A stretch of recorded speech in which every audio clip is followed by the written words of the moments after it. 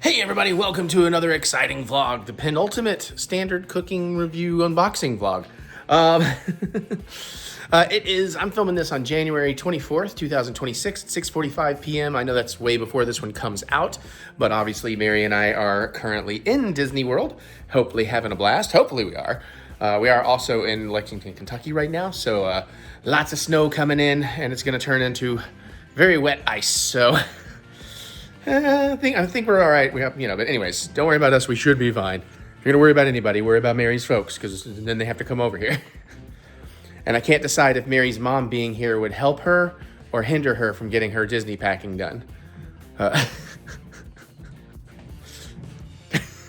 She's smiling. She's like, maybe. Anyways, we time code these things because they get kind of long, so look for the gaps in the red play bar or open the description, click a bunch of blue numbers. You'll see. You can watch whatever you want. For those that have been asking, by the way, we do not own birds. We own cats. And we have found that our cats really enjoy us leaving like live feeds and videos on of birds and squirrels and stuff. So that's what you've been hearing in the background.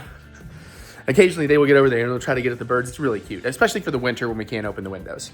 That said, on this vlog, it is our Valentine's Day vlog. This is going to be a sweet one. Oh, you're not my Valentine. You're not my wife.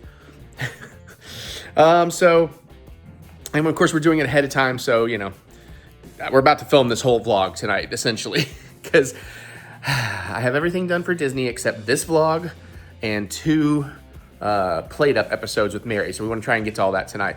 We filmed a little bit of this already, but we're going to do the rest of it now. So coming up, we're going to do a really nice romantic thing. We're going to cook something I've always wanted to cook. I may screw it up, but I'll get the other parts right. And then after that, we got half a junk food taste testing. We don't have that much stuff. Then we've only made it to see one movie. We sat down to watch a movie last night, but boy, do we have things to say about it. So that'll be good. The movie Playdate. Kevin James and the guy from Reacher. Yeah. I think we're going to unbox the Khmer Lightsaber. I have not 100% decided on that. We definitely have Disney pen unboxings and a very romantic cocktail. Plus, we'll have a little bit of a trip update because I'll let you know about what lightning lanes and such we got. And I moved a few things around food-wise. So there's no further ado. Let's jump in there and get to it. I'm hungry. It's already late because I had a late night last night. I was gaming till 7:30 in the morning to get those 10 Resident Evil things done and finish the game. So enjoy the first part of February. All right, let's get to the vlog. Hey everybody, welcome to the cooking segment. Are you feeling romantic? You want to do something nice for your partner? Make this for me. Not for your partner, make it for me. No.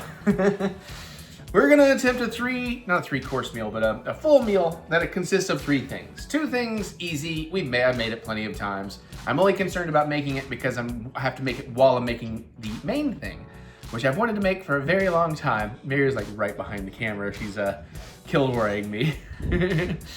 I'm gonna try my hand at risotto. Proper risotto, not restaurant cheating risotto.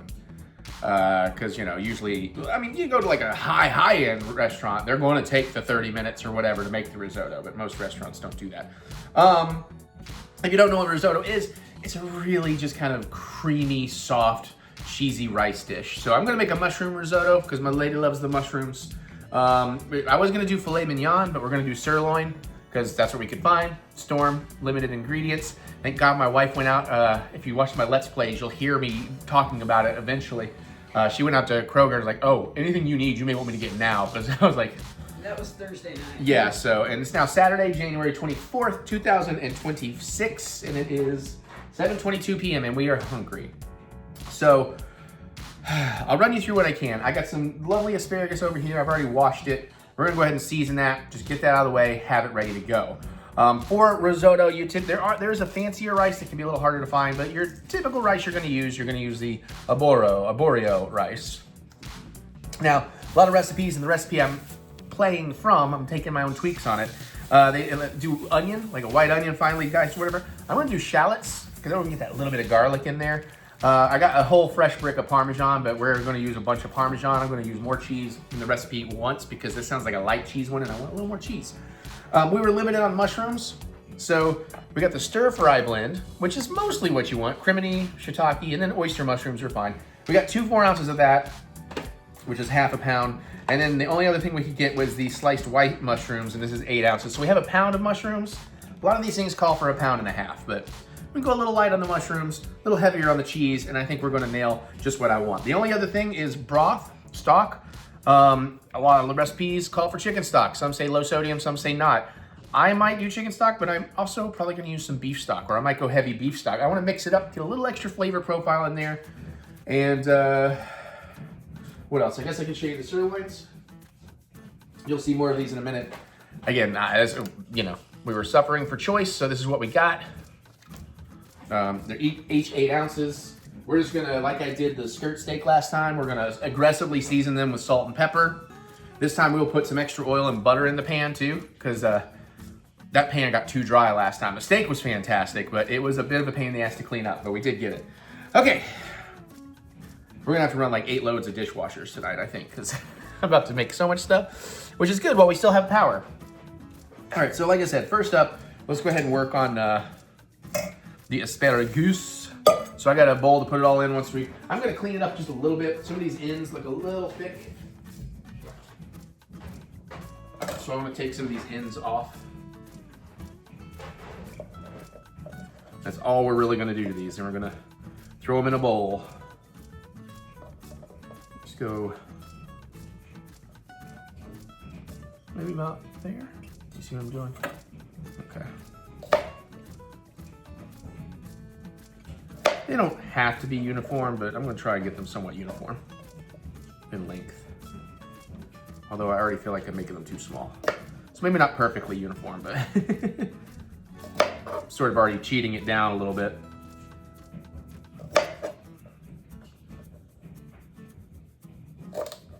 Yeah, see, that one actually does need to go a little shorter. That was pretty woody on the bottom there. All right, we'll just throw those in a bowl. We got more. I'm gonna cook more than I need, but what am I gonna do? Just leave it here to rot while we're gone on our trip?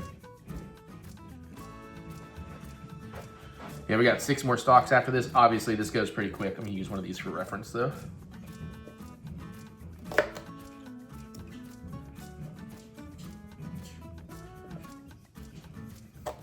That one feels a little woody. Let's take a little more off that one. Oh shoot, what am I doing?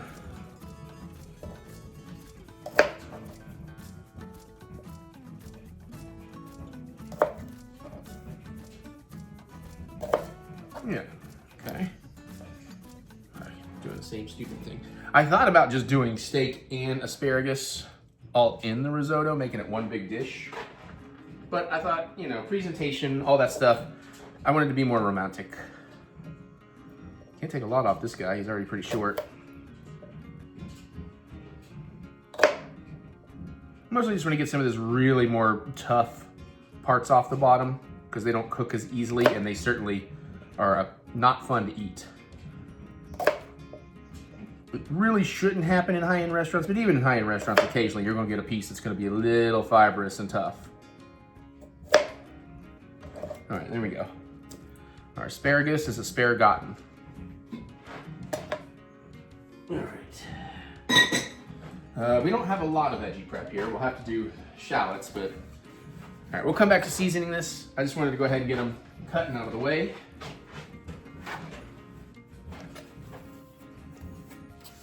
And the only other thing that we are going to cut down are the shallots. So let's go ahead and do that, shall we?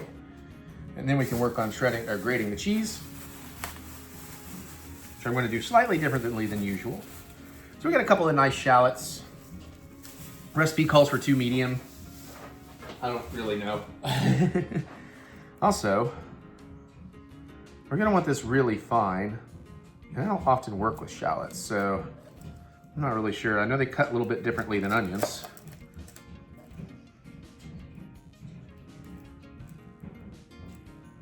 How do I peel this? Ah, there we go.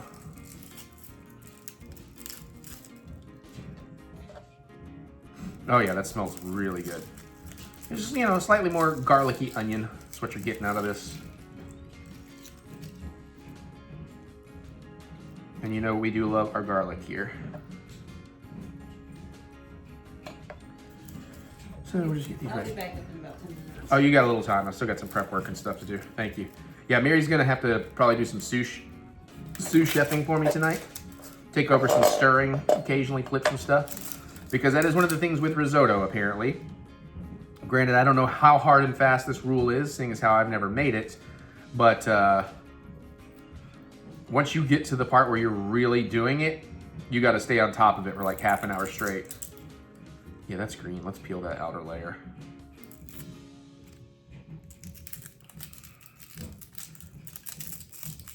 Constantly stirring, basically, for like 30 minutes straight.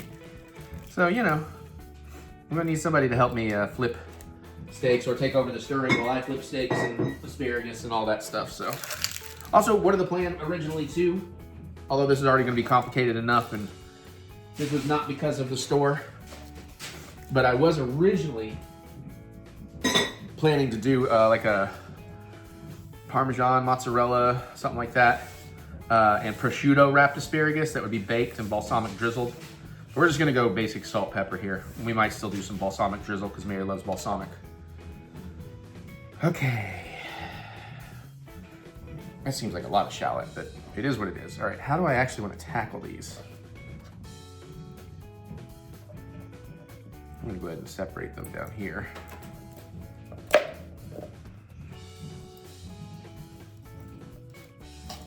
Again, feel free to teach me or correct me. I'm sure my knife skills for these shallots is not the smartest or best.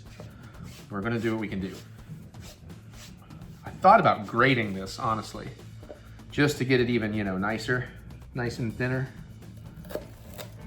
See if we can do it kind of like a,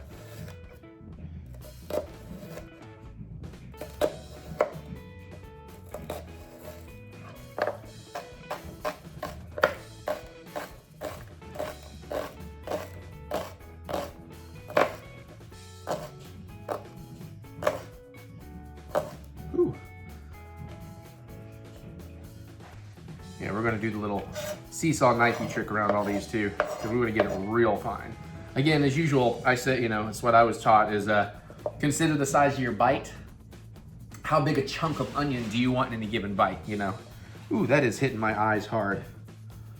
I didn't think shallots were quite as potent.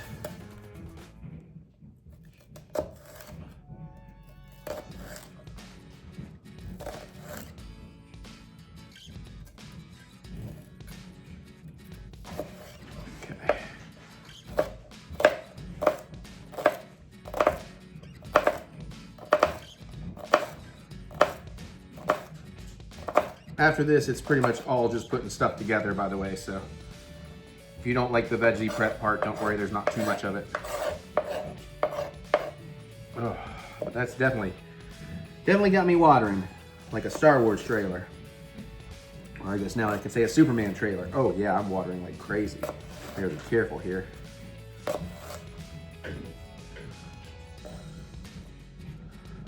don't like what I'm doing.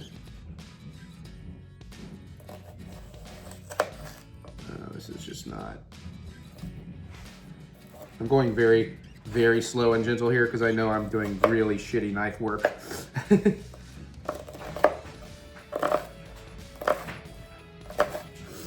like I said, I'm not nearly as experienced with shallots, so their odd shape makes this a little bit difficult.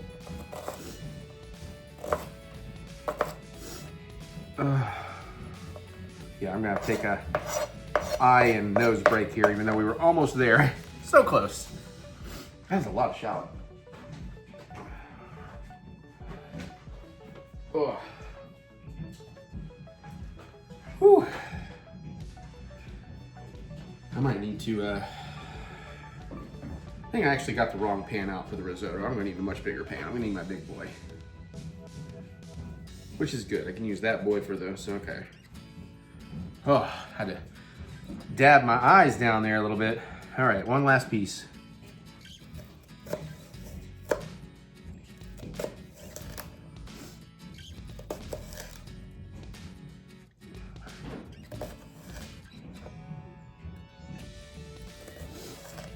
Okay, all right.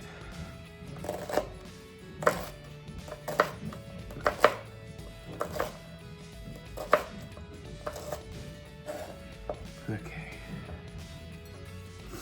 Now we just gotta, wow, I just completely lost the word. not dice. I mean, technically dice, but what is it when it's finer? Mince. We'll kind of mince these a little bit. Get them really fine bites.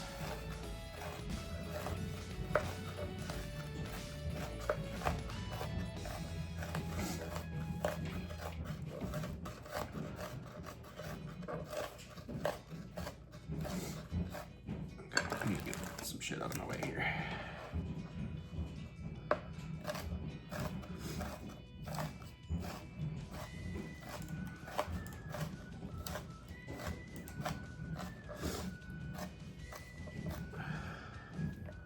We'll go through it once or twice more and that should be good. That just seems like so much. I don't know if I really want to use that much.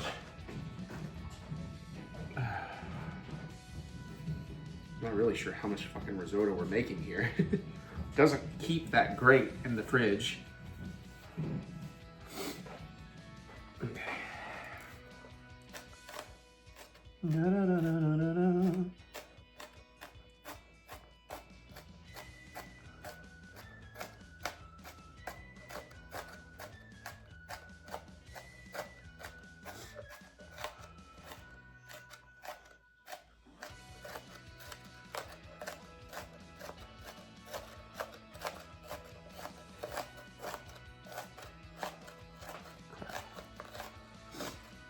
Crap baskets. Losing a little to the floor here and there. Kind of looking for the bigger chunks to just make sure I'm taking those down where I want them.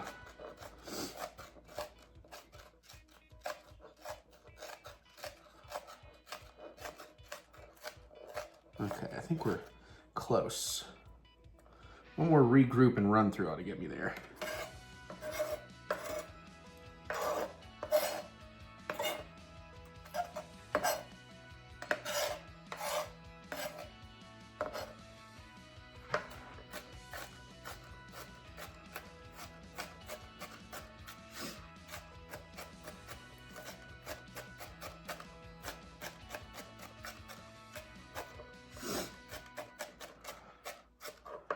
All right.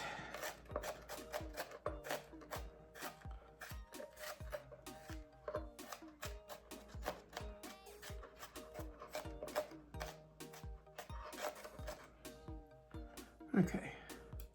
Yeah, for me, I think that's gonna work pretty well.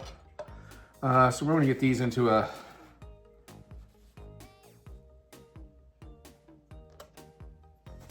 little serving or little thing on the side here, and then I gotta clean up whatever I dropped out of the floor too. Let's see.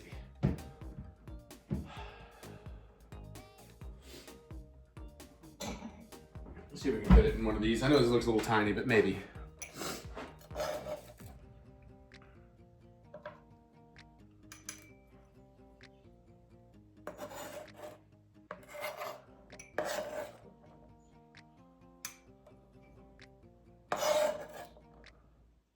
We may not use this much shallot. This looks like a lot.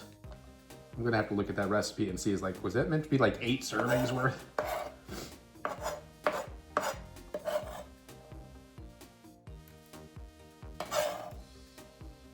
Makes me feel a little bit better if I leave some behind, I guess. Look at that, this thing's gonna work out just right.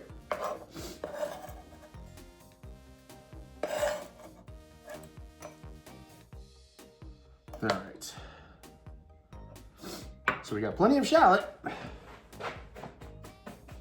Oh, and I think I'm done with the knife.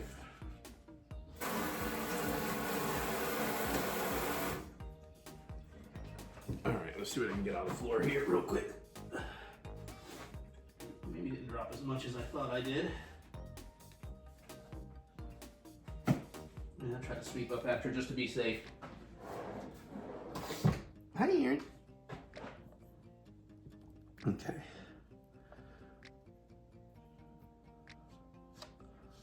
All right, let me wipe that off because I was going to use this to season my steak, and I'd really like to not have to use an extra cutting board.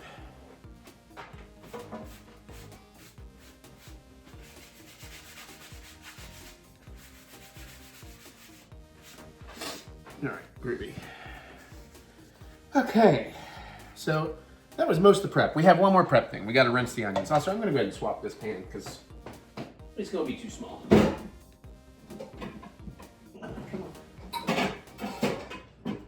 Here. Okay, buddy.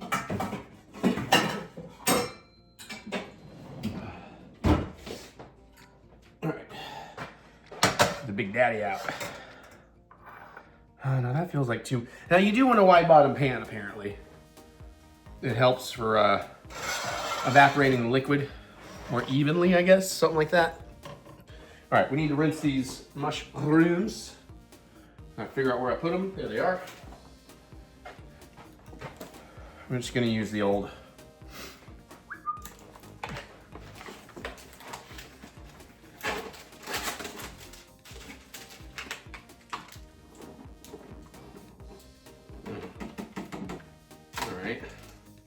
Well, we are going to end up needing to put these in a bowl on the side.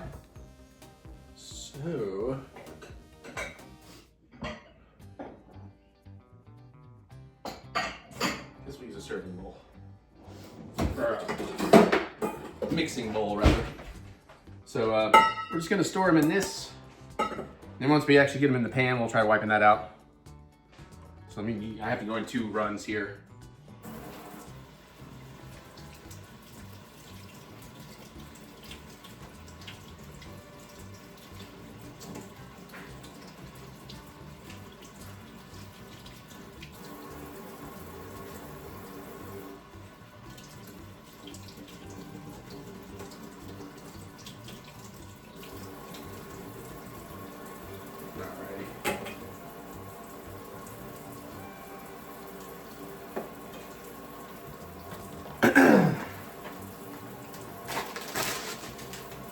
Tight. I got a plan. I'm not going to put dirty over clean. I know.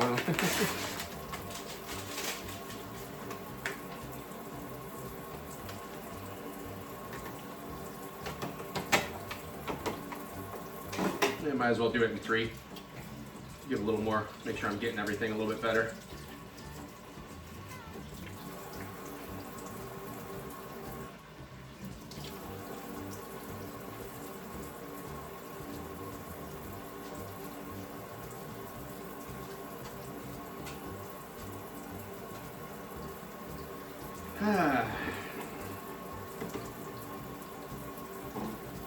You ever met the Mushroom Man? You should. He's a pretty fun guy. I hear you groaning.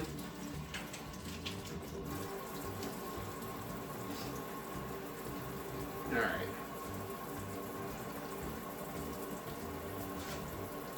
Okay.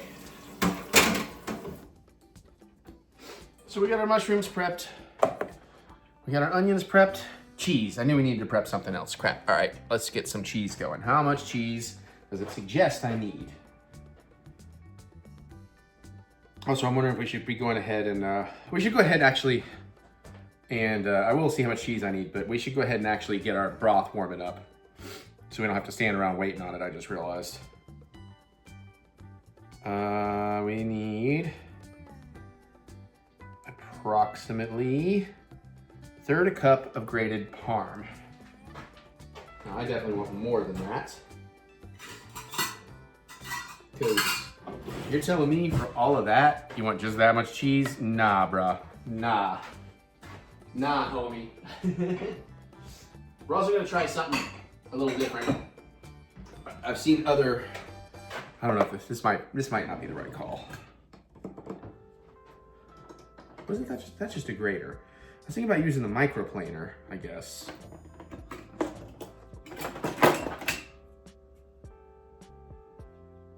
This isn't exactly what these other chefs I've seen are using, but we're gonna try this. So we got some Parmigiano Reggiano. Oh, it smells good.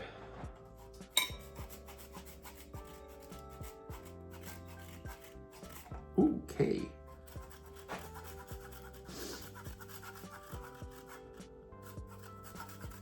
You gotta be careful. This will take skin off.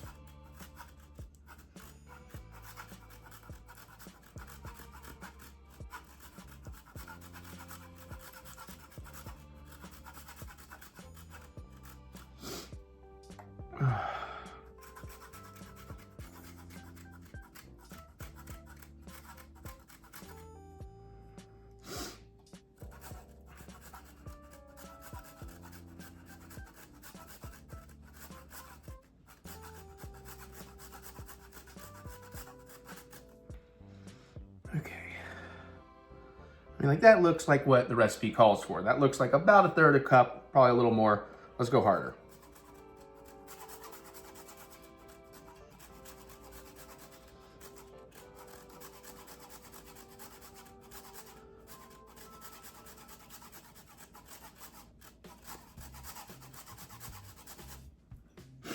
Yeah, a little more, why not?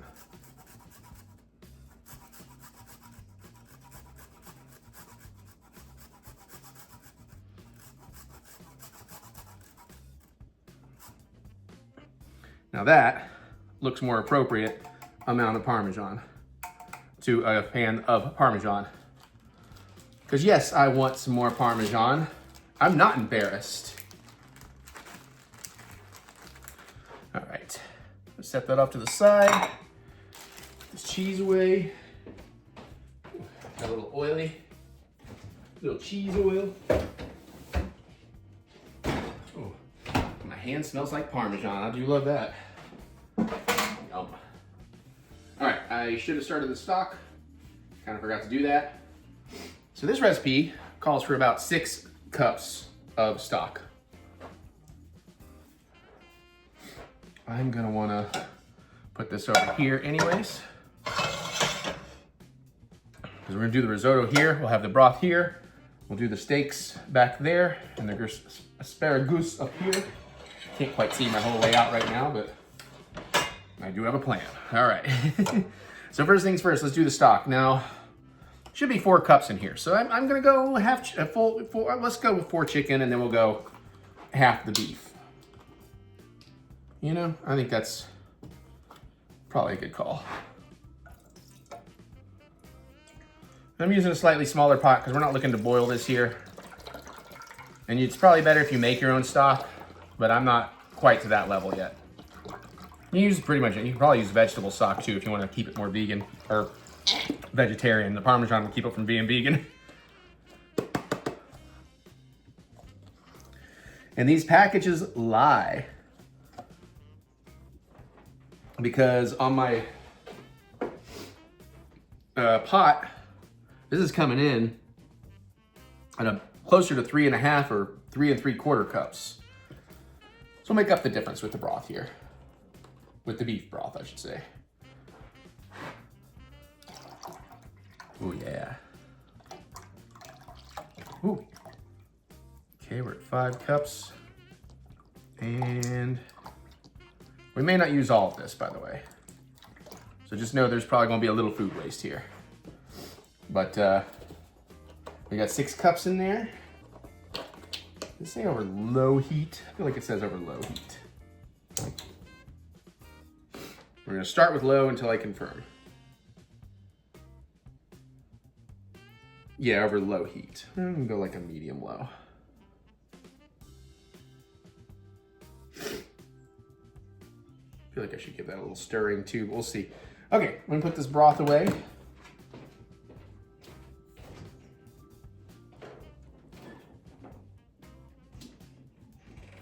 And yes, should go ahead and season our asparagus. So let's bring this over.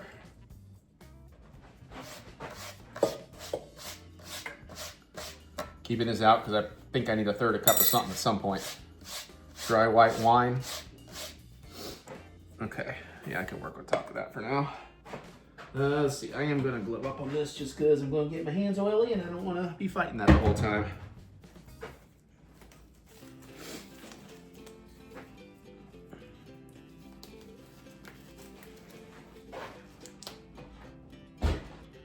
I do have more olive oil, but we're just gonna put in what I got here for now.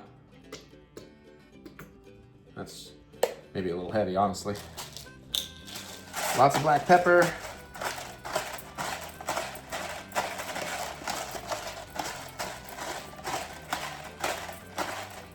Good. Nice heaving glug of kosher salt.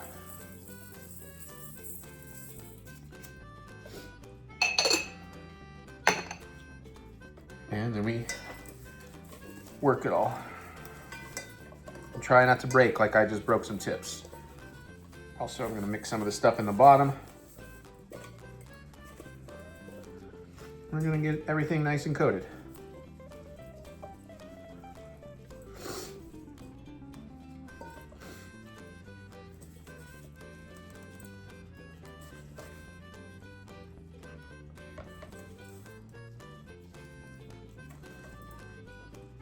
Yeah, I think we're doing a pretty good job here. Nice thing is, since these things are so oily, we don't have to oil the pan or anything.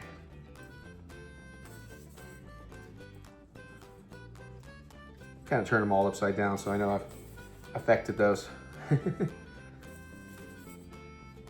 And that looks pretty good. All right. Next up, we'll get these steaks seasoned. And then we should be kind of ready to start rocking and rolling.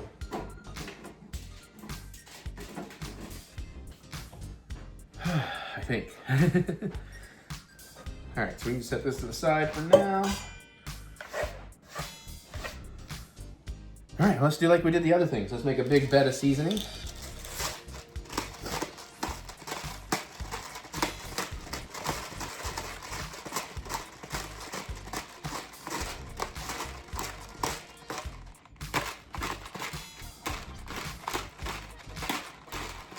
I really should get a motorized pepper grinder.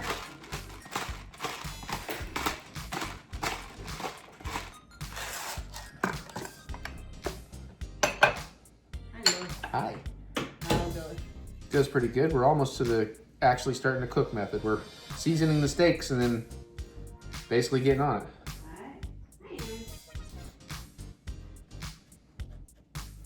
That's a good starting bed. Yeah, this is gonna just take some gloves because I have to be in and out of them a couple of times. Uh-oh. Hey, my beautiful wife that loves me so much. AKA Mary. What? I said, hey, my beautiful wife that loves me so much. Yes. Would you mind so I don't have to stop? That's already empty? Yeah. I've been cooking a lot. I've been cooking a lot of meat. That one's been down there for quite a while. Oh, and the other thing I should tell you about your steaks. Yeah? No, I'm sorry, I'm talking to the camera. Other thing I should tell you about your steaks, I do like to leave this sitting out for at least half an hour beforehand. You don't want them completely out of the fridge. You don't want them that chilly. Let's see, are these peeled or anything? No, I'm gonna have to use meat scissors, I guess so.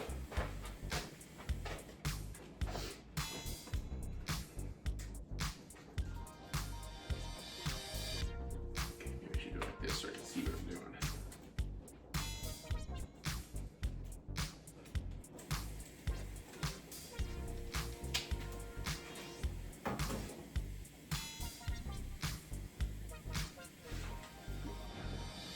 Sorry everybody, I'm not familiar with this packaging.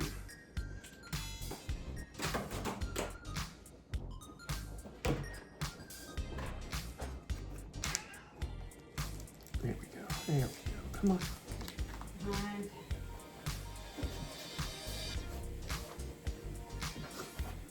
You might open in the trash. Okay. Move back around. Okay. Good time. No, I'm not. Oh, I'm very confused. I just asked you to open the trash. I didn't ask you to do anything else. That's, you're in my way. I need to get to the sink and stuff too. Oh.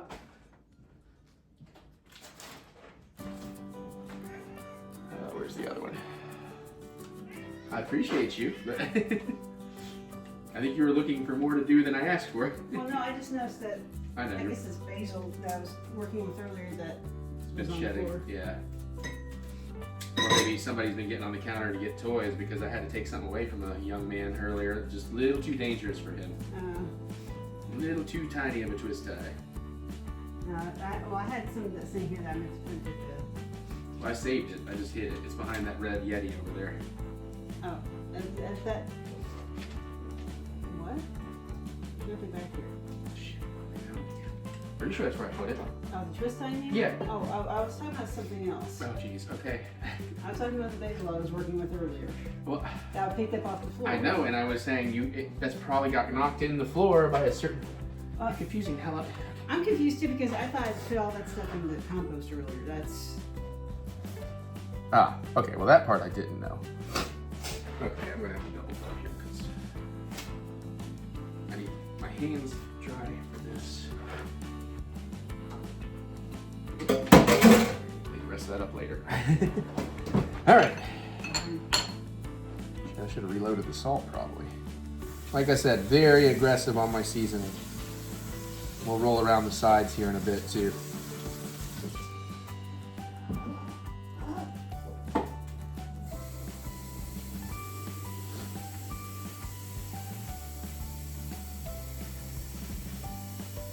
Just want to get a nice salty crust out here. Oh my crap.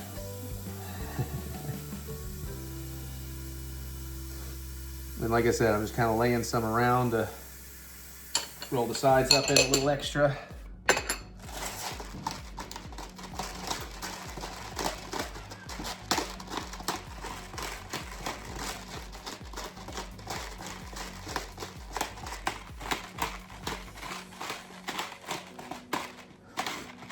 These look like pretty decent sirloin cuts.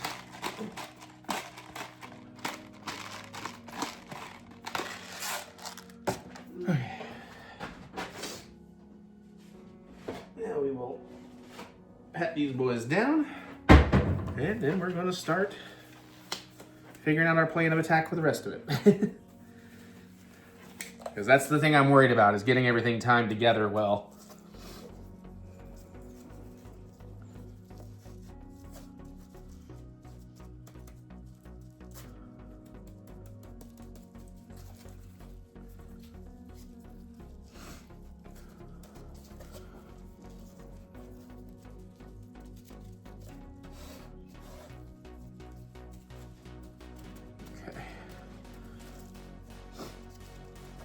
Add in some of that bottom stuff too, just to get it real nice. And oh yeah, these are gonna be great.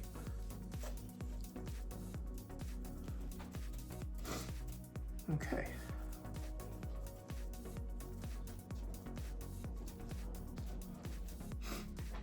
And there we have that. All right, so I'm gonna grab some butter because I know we're gonna need some butter.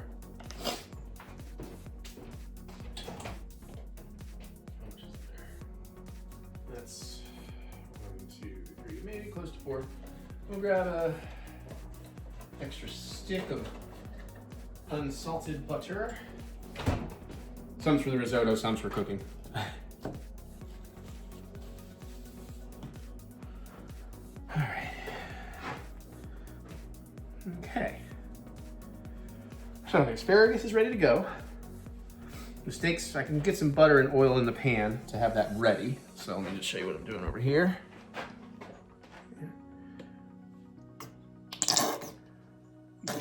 Honestly, I'm gonna just use the rest of that so I can have an excuse to give this a good wash before reloading. Because I think that's fine. I don't know. That might not be fine.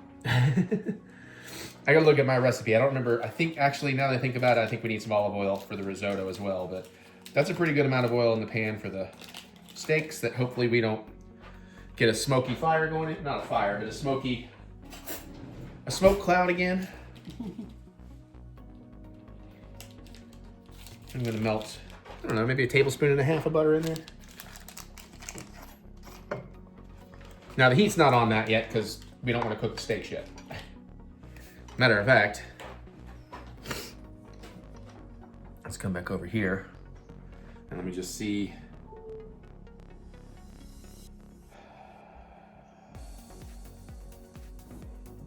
Yeah, I'm gonna need some olive oil, so I'm gonna put a little bit back in this.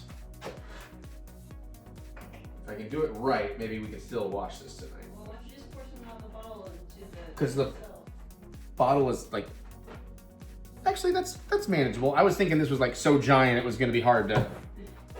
All right, fine. That's what we'll do then. Okay. How is my broth? I feel heat coming off of it, so it must be warm. Okay, I like where that's at. All right. So let's just check with the risotto. We have our broth. We have olive oil. We have our mushrooms. We have our shallots. We have our rice.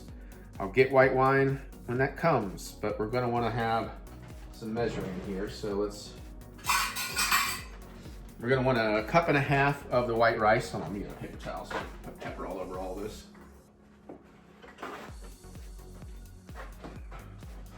And find a spot to put it. Okay, there we go.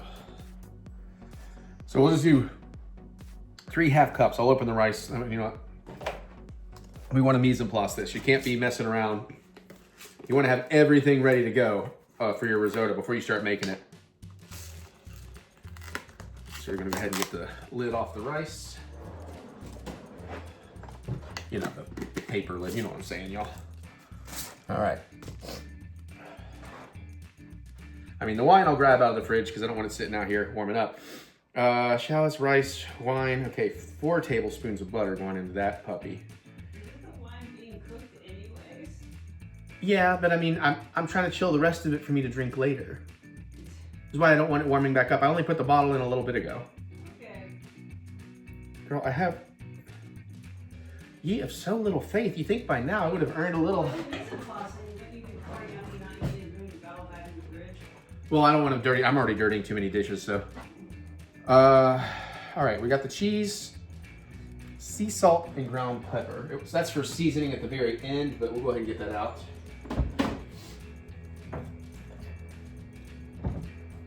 And then the only other thing I need to figure out, because again, I'm still newish at cooking meat a lot, is how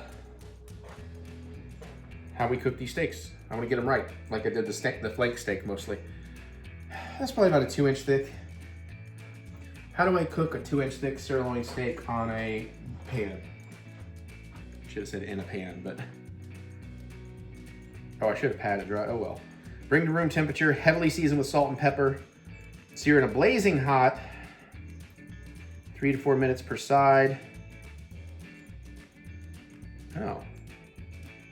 Then reduce heat to medium, add butter, garlic, and herbs. Baste for 2 to 3 more minutes. I'm not doing that because I don't have that. That's fine. The steak, other than salt and pepper for the crust, steak doesn't need anything. If it's good cut of meat, it tastes good.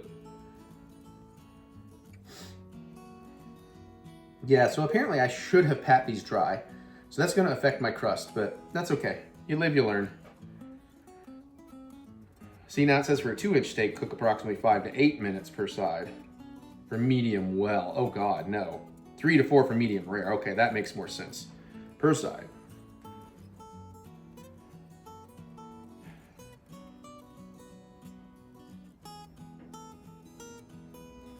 Okay, and then it's gonna rest on a cutting board for 5 to 10. But that's if you're just slicing. Well, I mean, it doesn't have to be a cutting board. I'm just saying cutting board if you're gonna slice it. Okay. So we have a plan for the steak. So that's gonna take 8. That's gonna take about 10 to 11 minutes once the pan is hot. So that's about 13 minutes on the steak. The asparagus can come out. We'll get that going about 20 minutes in, so. Okay, say 20 and 13. All right, well then, our stock is warm, our ingredients are prepped. It's time to begin the process. So I'm gonna read through the instructions real quick just to make sure we don't miss anything. We warm the broth in the saucepan over low heat. Meanwhile, warm 2 tablespoons of olive oil in a pan over medium-high heat. Add the mushrooms, cook and stir until soft for about 3 minutes. Remove the mushrooms in liquid to a bowl. We have the bowl. I had the bowl. Oh, that's right. I was gonna dump them out of there and then clean. Okay. And then step 3, we add the remaining tablespoon of olive oil, stir in the shallots and cook for an additional minute. Then we add the rice and stir until the rice is coated with oil, pale golden in color for about 2 minutes. At which point we pour in the wine. Stirring constantly until the wine is fully absorbed. Add a half cup of warm broth to the rice and stir until the broth is absorbed. Continue adding broth, half cup at a time, stirring constantly until the liquid is absorbed and the rice is tender yet firm to the bite, about 15 to 20 minutes. So about the time we get to the broth section, we're gonna wanna, we're gonna get on the, And then we remove from heat, stir in reserved mushrooms and their liquid, butter, chives if you got them, and Parmesan cheese. Then you season with salt and pepper and serve immediately. Okay. So this is all pretty self-explanatory. We're gonna start with warming our oil. I kind of want to already drink wine, but I should wait. Ugh. So what did I need? Two tablespoons.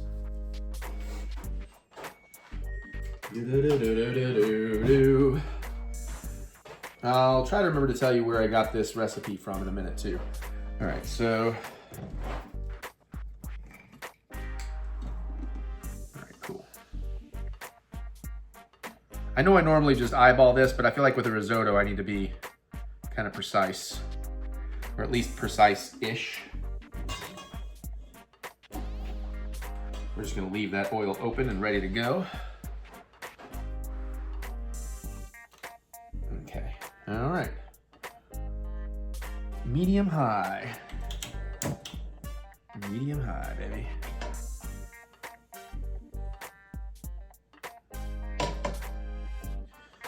All right, let me get a paper towel ready for wiping that out when the time comes.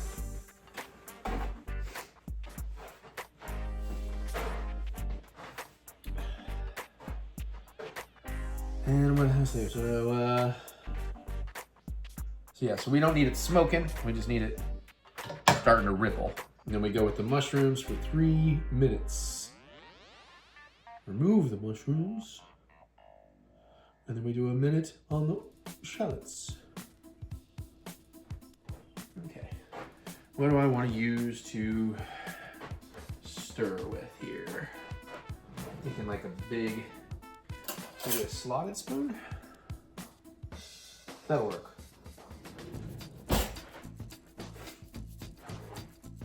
Too much stuff out here. I can't get access to my spoon wrist.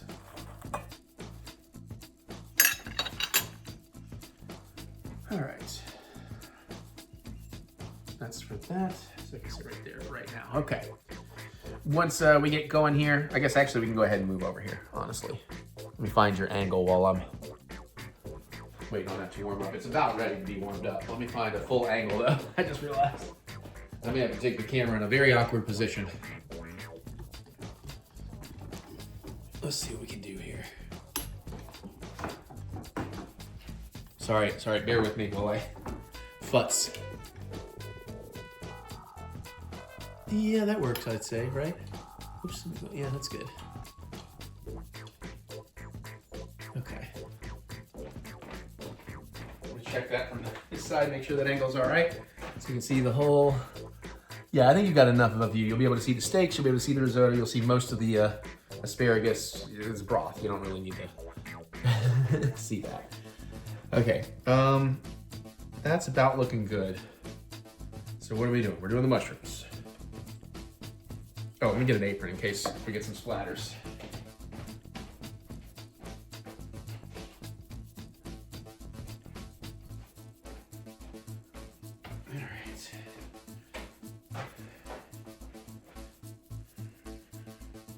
Yeah, the padding dry may keep my crust from getting crispy on those steaks, unfortunately. I wish I had thought that through. Okay, let's get these mushrooms popping. Oh yeah.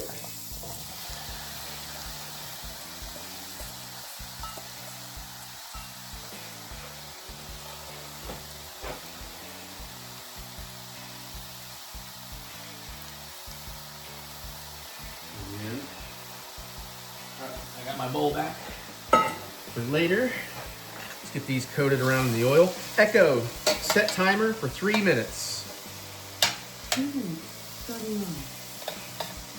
Thank you.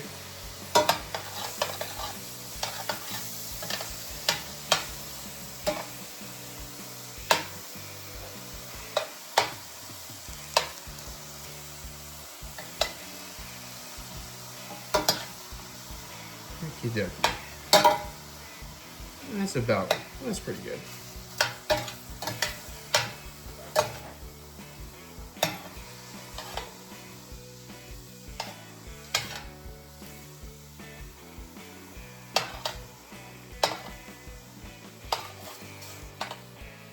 Okay.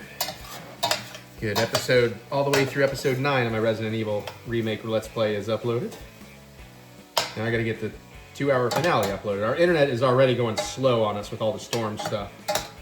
So I'm like just desperately trying to get everything uploaded in case the internet goes down for a couple days or something.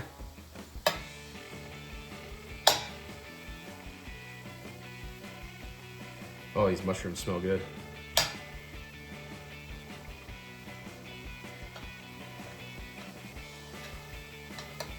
There we go.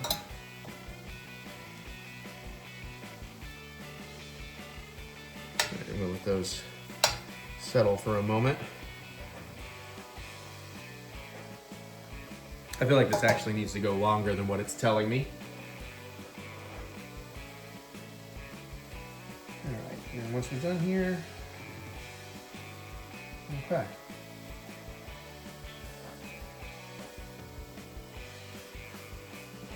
These should shrink down a bit. We may actually go a little bit longer so we can get them shrinking down more. Because we don't want this big a bite of mushroom in the risotto. I like chunky. Some of this might be a bit much. And I feel like, yeah, we've already been here 2 minutes. 3 minutes is not going to be enough. They're going to need to soften a little bit more anyways. Ooh.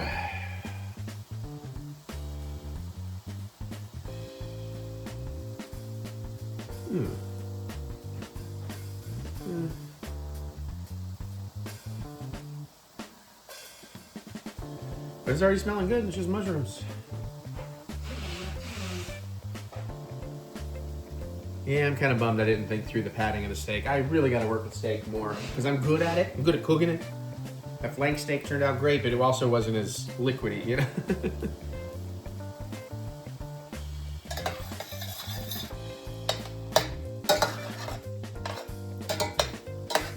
It'll still taste good. Just may not be quite as crispy on the outside as I want.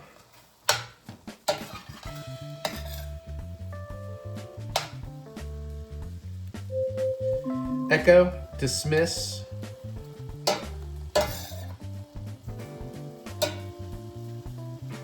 Yeah, these need to go at least 2-3 more minutes.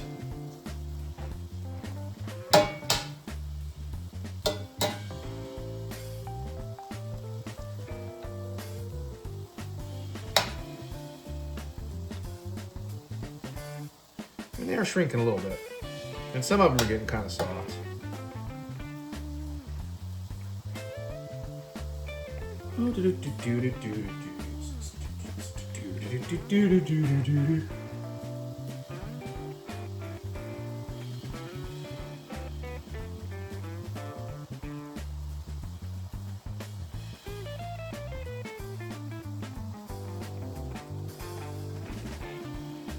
Yum, yum, give me some. Honestly, I've been nervous about this risotto for a while. I really don't like that I'm kind of under time pressure. But it's what I wanted to do, so. Right, they're getting a lot softer. They're almost there.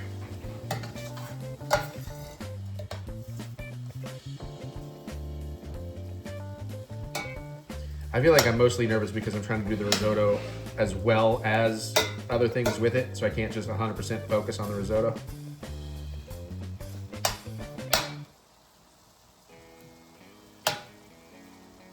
And I probably should have diced these mushrooms down a little bit. All right, Mary's ready to reenact challengers. Yeah, I have this incredible skill to pretend I'm 2 guys at the same time. I'm that good of a lover. All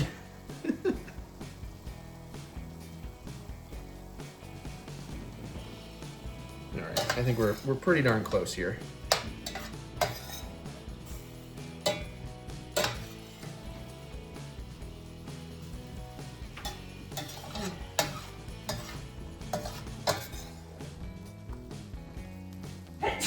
So Nice.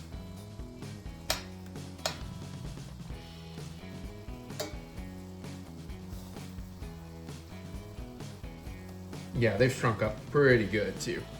This is definitely getting more of the bite size I was hoping for. We got a few pieces in here that are still pretty. I guess they might still cook down a little bit in their own juices in the bowl. Okay, Beavis.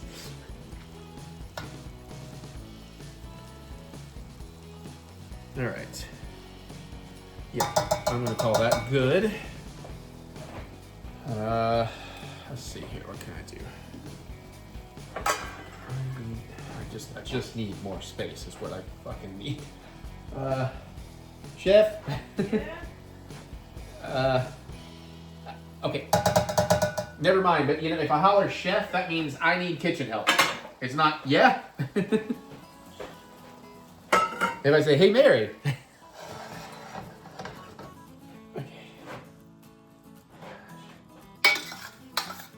I guess I got this.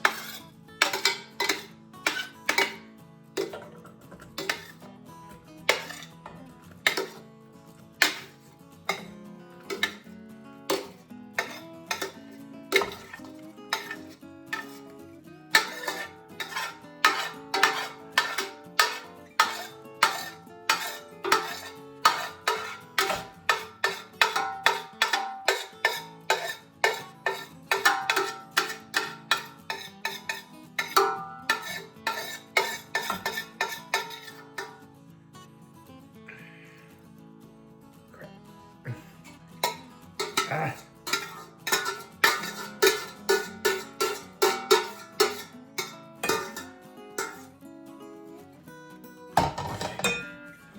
All right, we're gonna let those sit in their own juices.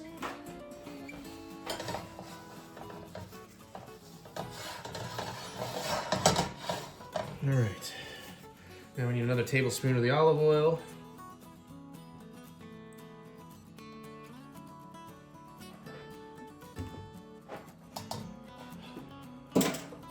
There we go. Let that spread out. Give it just a second to warm back up. All right.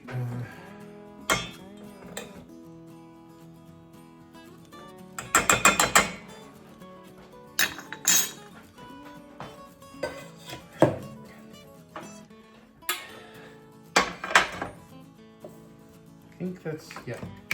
We might need more oil for the steaks. We'll see when we get there. Okay, that's good to go. Let's get the onions in with shallots. Echo, set timer, 1 minute. 1 minute, starting now. Oh, that smells incredible.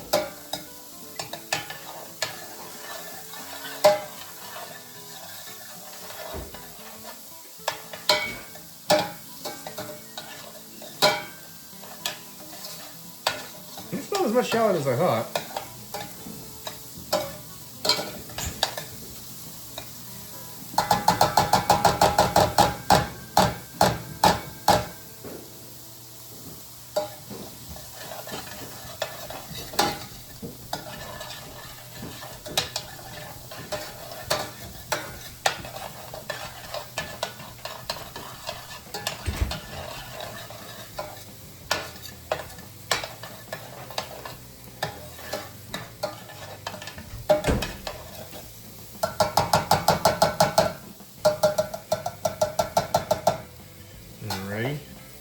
Start getting some rice together here.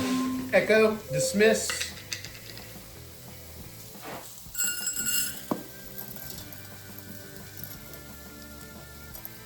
That's about half a cup.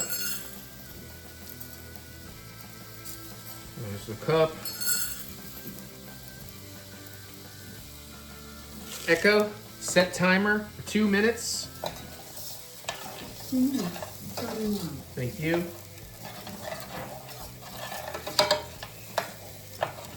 Okay, get that onion all mixed in there.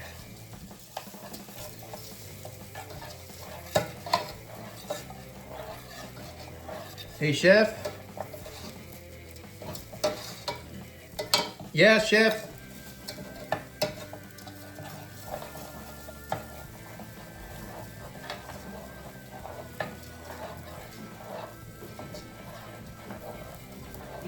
I need the wine out of the thing, please. Which one? The one that's in the door. The front one. Oh. The white wine. Okay, so you have to do this for a second. You need to open it? Yeah, you might as well.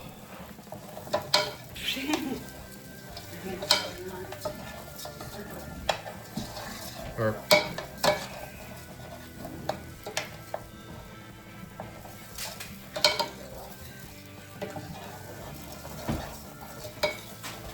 okay, hurry. All right. Just set it there. Thank you. Anything else? Not at the moment. Well, shit. We're getting to the point where it's like I may have to call on you multiple times, just FYI. Okay. So try not to Can I step away for a moment? You have a quick moment right now. Okay. Thank you, by the way, for all your help. She's a pretty good sous chef. I don't know how she is as a shoe chef, but yeah, this is smelling and looking pretty good.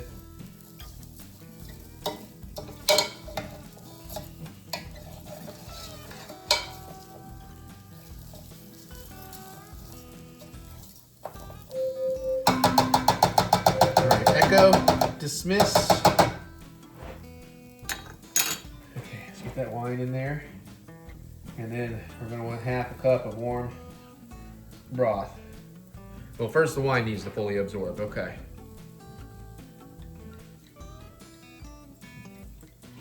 I got a Brancott Sauvignon Blanc. It's one of my go-tos for drinking.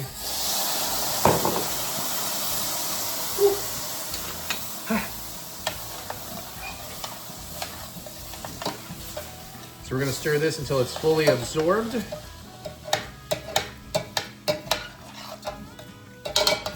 And then we're gonna start adding broth, basically half a cup at a time. But also, shit.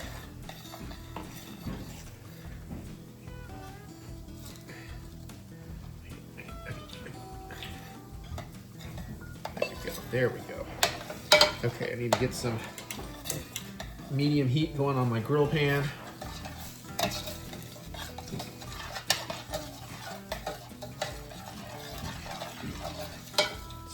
Close to absorbed.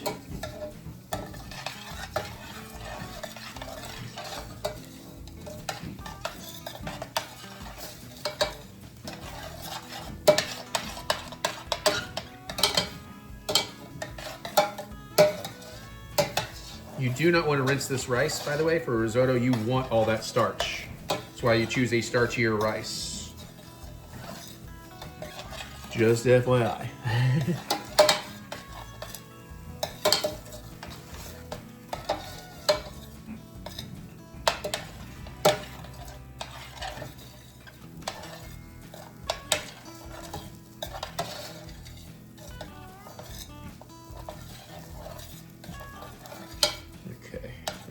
All right, I think that is probably fully absorbed.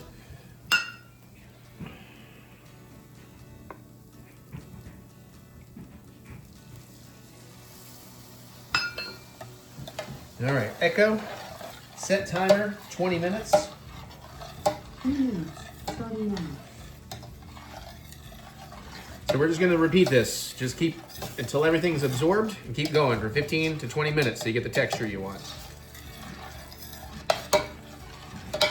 And it constantly stir. Keep everything moving. I mean, you can stop for maybe like 3 seconds, but you know.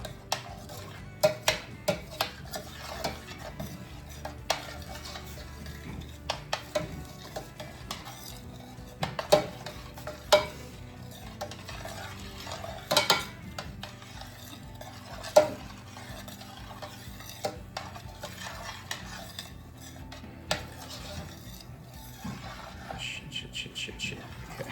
All right, that's almost absorbed.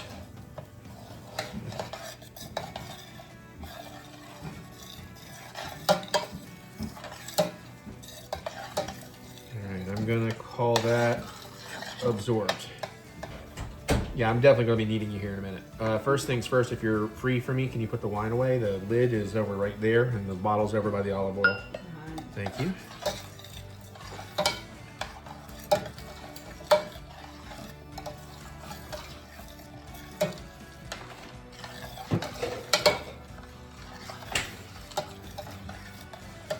I'm thinking once I pour in my next cup of broth, I'll let you take over stirring for a minute and then get the asparagus on.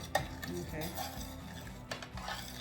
So, guess who the guy who barely ever gets on my bed is on my bed and on my clothes folding blanket. He doesn't get on your bed enough to know that's a no-no blanket. The thing is, it's like, can't do that. Yeah, he's just too cute. And, you know, everybody... All the other cats are downstairs. Yeah, so he gets lonely. All right, I'm about ready. It's getting close to fully absorbed. Is that all that broth supposed to go in here? Almost all of it. Wow. It's one of those deals where you always want to have some extra, you know, just in case. All right. Okay, there's just about, oops, oh no, got another minute maybe.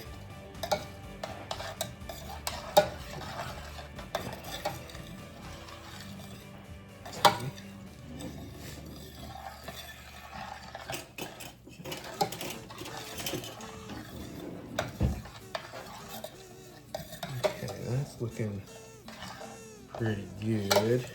A few more seconds.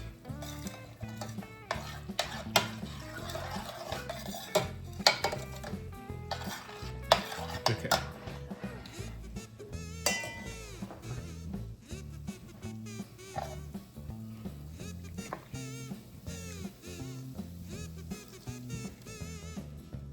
Yeah, so just keep that stirring for a minute if you don't mind while I get the asparagus on the grill. I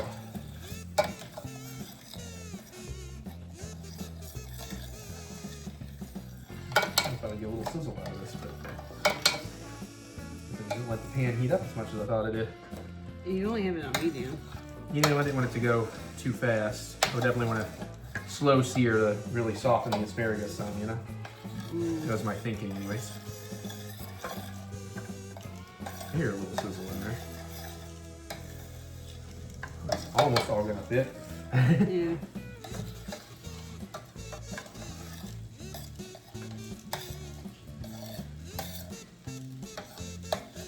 I did the best I could with the asparagus. It was okay. I've seen better. Yeah, I mean, I cleaned it up pretty well. Yeah. Okay. So you chop your ends off, right? Yeah, I cleaned those up some. You want back? Yeah, please. Okay. Can you grab a paper towel? I want to soak up this stuff a little bit before it soaks off the board.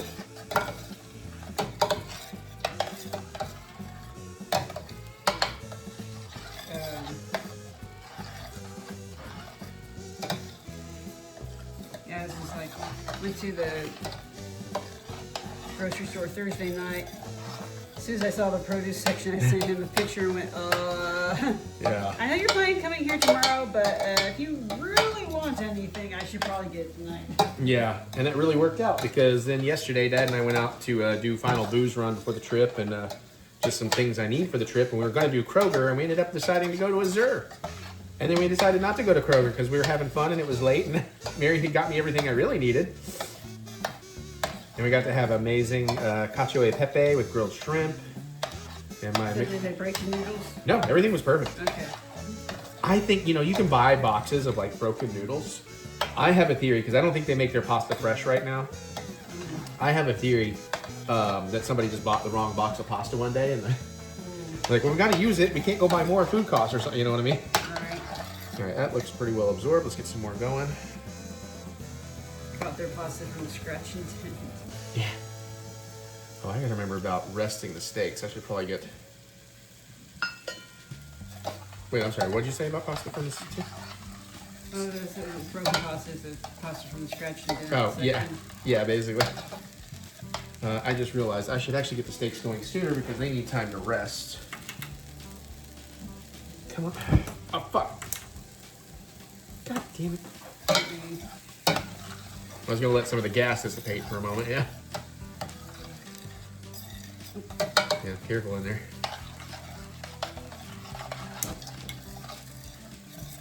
Do you want to? High.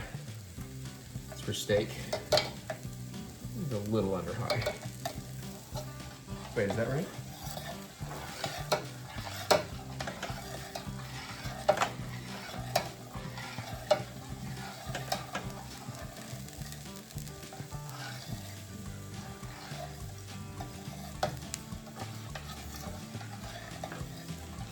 Yeah, we're gonna start with high, yeah. That's what I thought. Yeah, this risotto's coming together. This might actually turn out really good.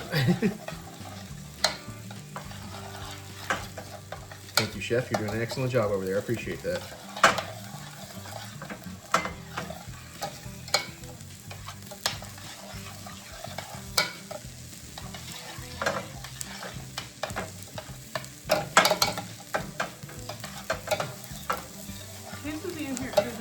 Yeah, oil and butter. Okay. Let's say this is awful watery looking butter. Oh wow. Look at all the grackles. Real quick before that goes too much, can you grab me one glove?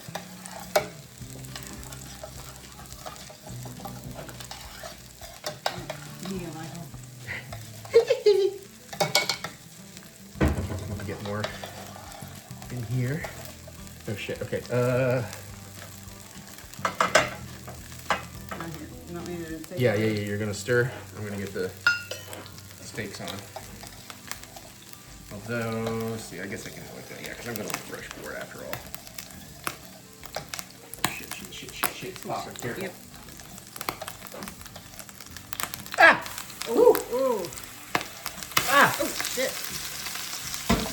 You okay? Yeah, I'm fine. Okay, I'm going around. Yeah, make sure that can clear that pan. Echo. Set timer for 4 minutes. I was watching. Don't watch it.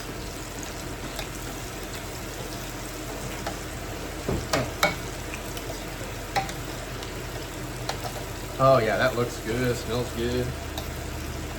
Again, not sure how effective our dent is right now. Well, at least this time it's right up against it.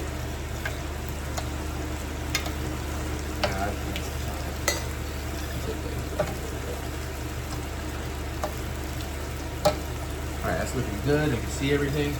Okay, let me take this back over if you'd like. Thank you, Chef.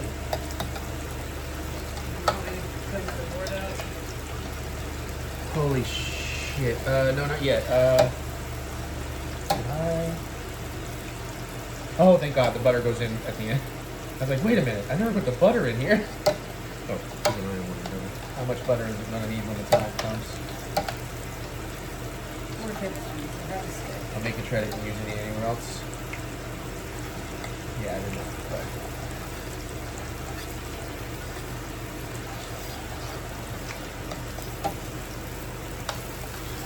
Yeah, this risotto's getting risotto-y.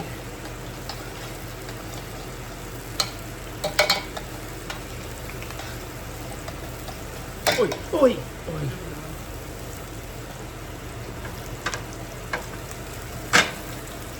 I'm good. No, it didn't really get much more. Okay, might as well. Thank you. Yeah, if you want to grab another cutting board from down there. Yeah, just somewhere to set the steaks to rest them for 5 to 10.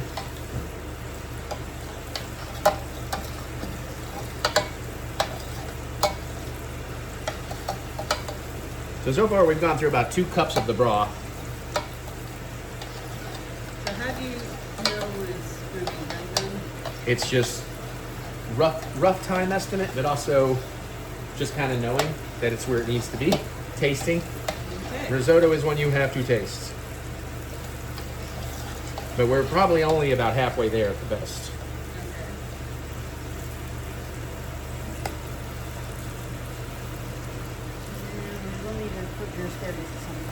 Yeah, I just checked it a minute ago. It doesn't have a lot going on yet. I checked it after the steaks went in. Okay.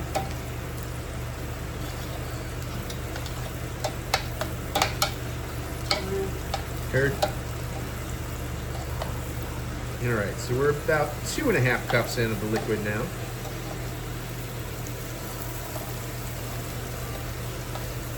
We're getting close to flipping the steaks, theoretically.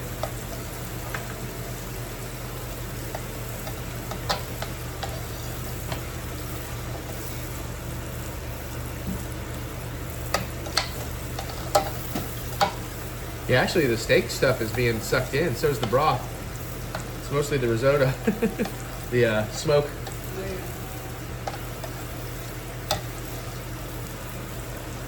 Heard?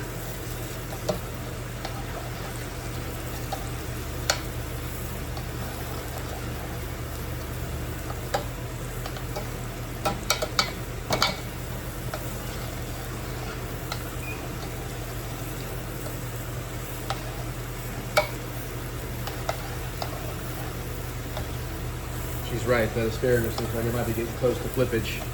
It's getting pretty vibrantly green.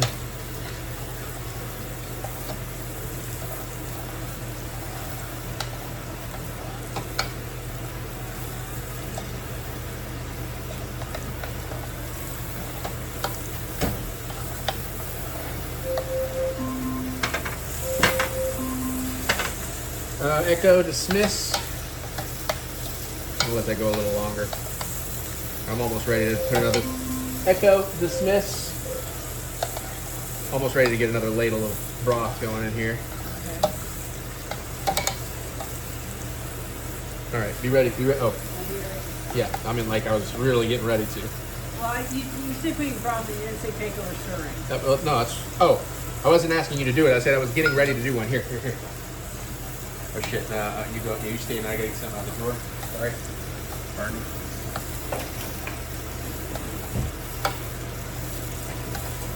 Just a second.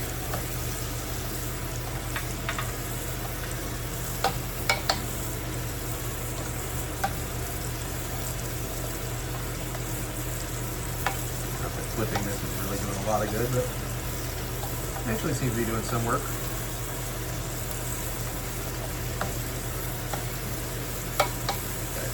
Over.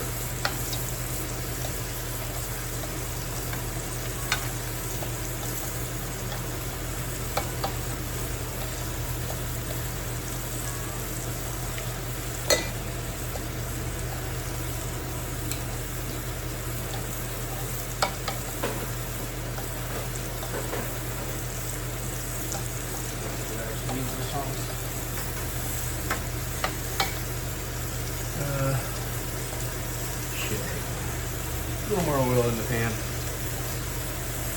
Shit, that made a lot too much. Oh, look at the sear on that bad boy. I know, I got it. Woo! Echo, set timer, 4 minutes. Put these back in, hard. Get on your side, I take it back over. Yeah, I flipped them all. Got it. What else were you Which getting? tongs did you use to do that? Not those. Okay. The ones that are in the bowl are for the, because they have the silicone tip. Okay. I did not end up using those other tongs to put the steaks. God, those look good. That sear looks awesome, actually.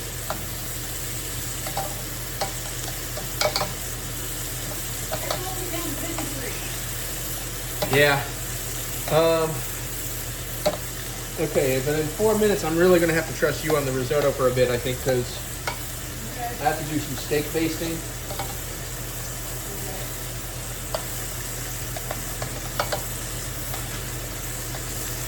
We have done 3 cups of liquid. I don't mind if this risotto ends up taking a little longer because I, again, wasn't counting for resting the steaks. And I do it so good on that side, I'm probably going to go a little light on this side. I don't want to get them too well or anything.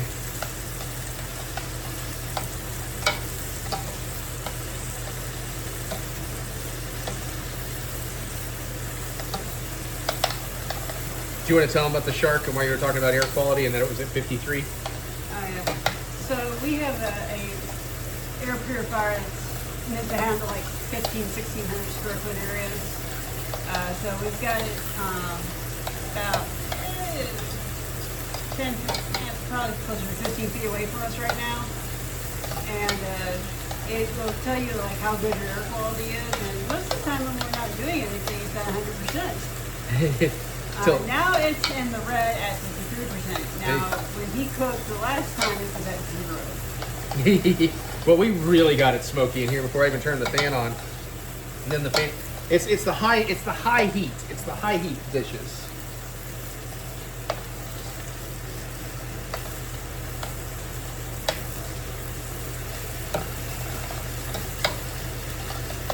It's that flat iron we made.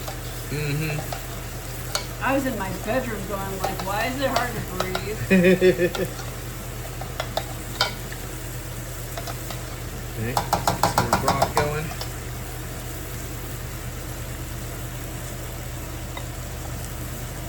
Getting harder to measure this out.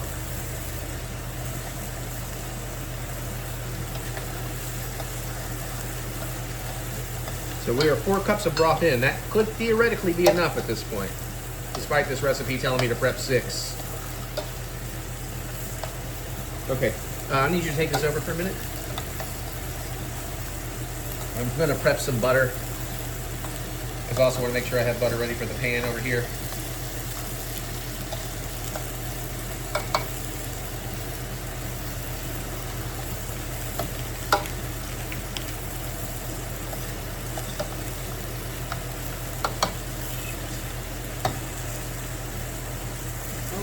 I know. Really fucking far off. Yeah, the measurement is really off.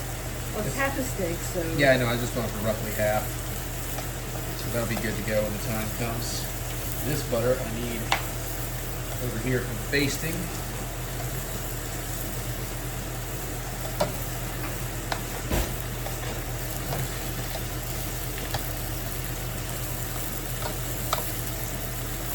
How we looking here? Just pretty good still. Be a little more tender. Take that heat up some. Echo, dismiss. Okay. Now, knob of butter, a couple knobs of butter.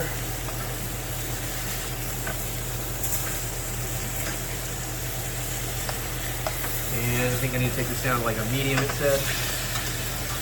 I don't know.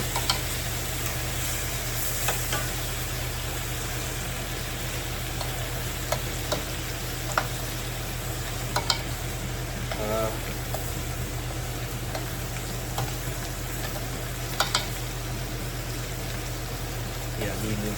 Okay.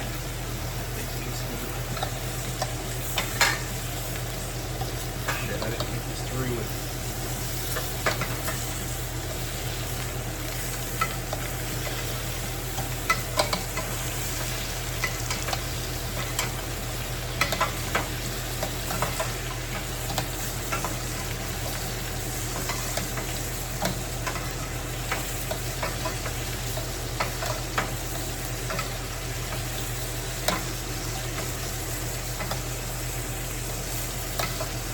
Oh, Echo, set timer for 2 minutes. Echo. I have to know how to stop these.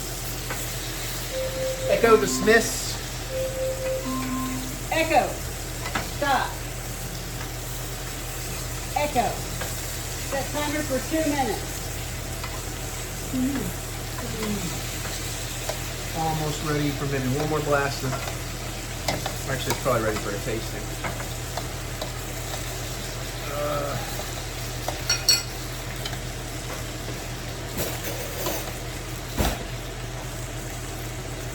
Just getting a texture tasting going on here. Oh, no, it's almost there, but it's got a few more minutes. Yeah, we're going to do one more. Oh, it actually tastes pretty good. One of Yeah. these or 2 of these? It's basically half of that, but getting a whole cup out of there, I've only been able to get like half a cup at a time, if you know what I'm saying. So how much? You A whole half a cup you want to go. So get another,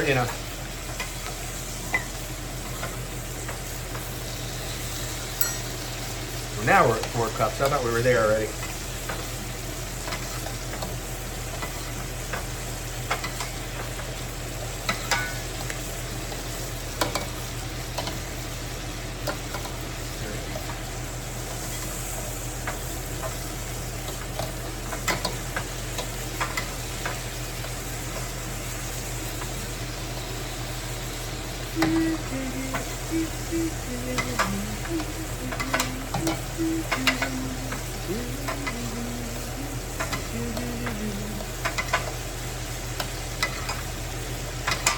Sorry everybody, it's just getting intense in here.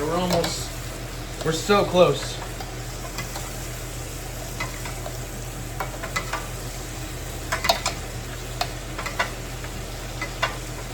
I'm gonna think of that really bad joke.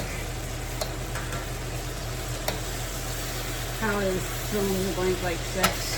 Or like having sex while camping? Uh-huh. It's intense. Oh yeah, it's fucking intense, yeah.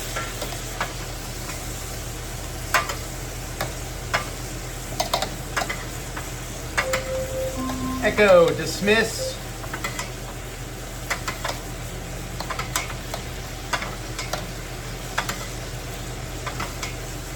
All right, I think these are ready to possibly come off for resting.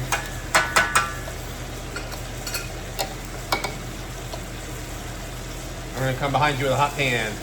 Behind. Be careful over here because these are gonna go on the cutting board to rest.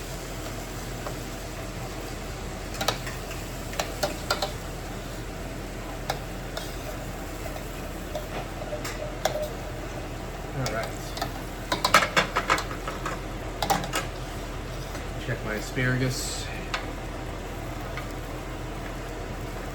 Looking pretty good. We'll let that keep going a little longer though.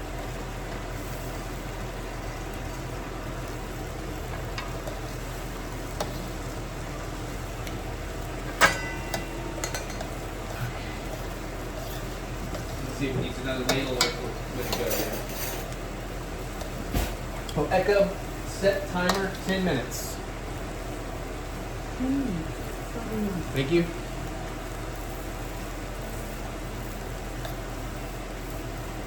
That's it. That's good. Oh, that's good.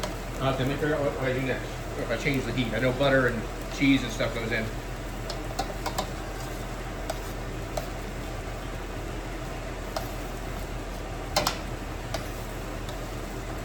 Now we're going to remove from the heat. That's not fun because I have nowhere to work with it off heat. Trim it, I guess. But where? One should be fine. But girl, this has to happen quickly. We're overcooking the rice. Okay, where's it going?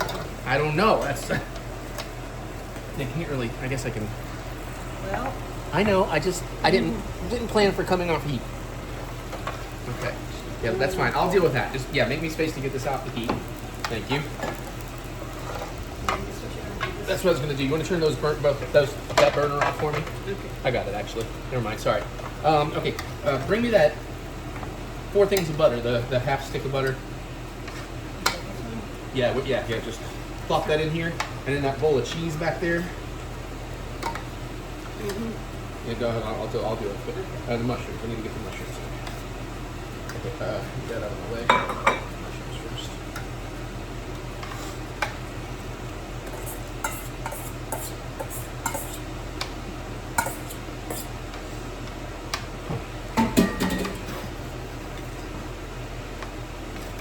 Start incorporating everything. Actually.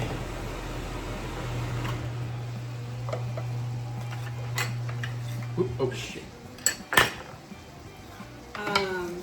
Do you want me to pour anything to here to deglaze? Or? No. I appreciate the offer. I guess we could put an eye towards plating. What do you think? Color plates, white plates? What are we thinking here? We got green, brown, and brown-ish. Color might be better. Yeah, I was thinking blue plate for the main one, perhaps. Yeah, blue, red. Do you want to grab the blue and red out of there then, if you don't mind? Yellow Could be a possibility. I don't know. I think yellow is kind of ugly. But I appreciate the thoughts and the help. Where you're gonna put them right now, I have no idea. I just want to have them out ready for when we do plate here. Okay, I'm gonna start working in some cheese. I don't want to go all the cheese the whole time. Okay,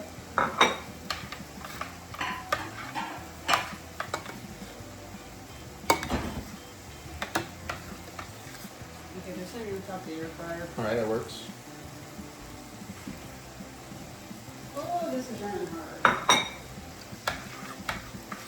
We were at 0.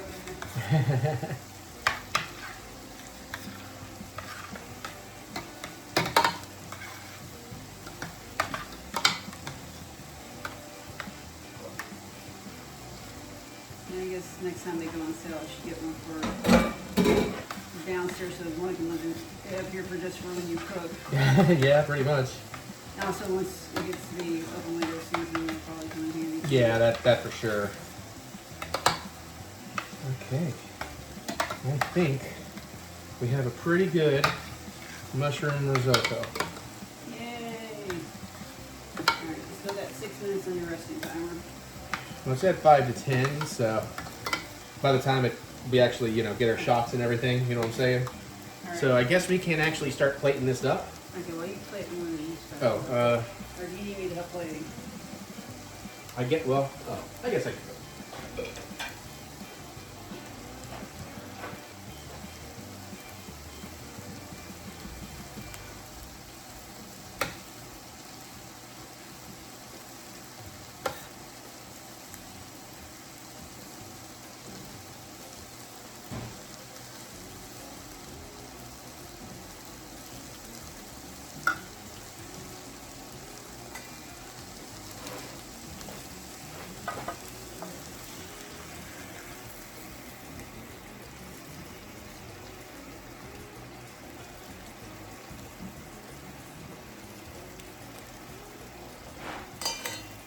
And we're gonna give her the smaller one. Do I want to use something or just my hands?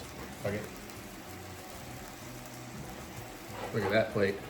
Look at that plate. That looks pretty good. All right.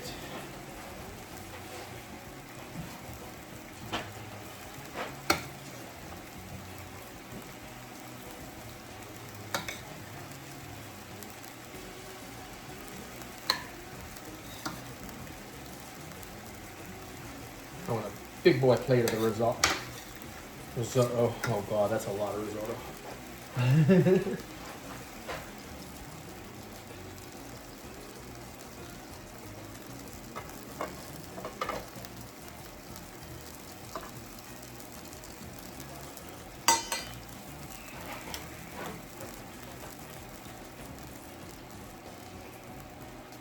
Okay. All right, I need. Damn it. Fuck.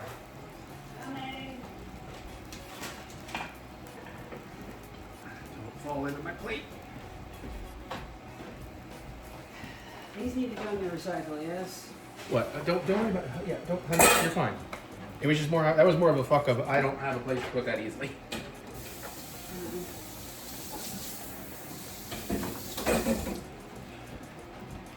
Can you?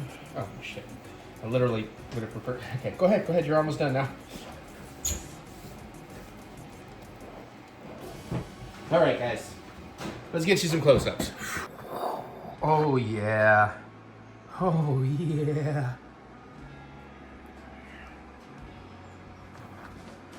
I'm amazed. I was just telling Mary that my biggest fear was that all this would come out horribly timed, but it all came out so nice. I'm really excited to see the finished product. What are you singing? Nothing? Golden? No. Oh, Jesus, that's... Hi. Hey. All right, thumbnails. Let's see if we... Okay, can we not let it slide? Show your risotto a little better, because yours has more mushroomy showing up in it. Get it in there close. Yeah, I'll hold back. Yeah, bringing it towards me. There we go. Oh. Ooh. Kiss on the cheek. Thank you. That wasn't for the thumbnails. I just wanted to kiss on the cheek. All right. All right.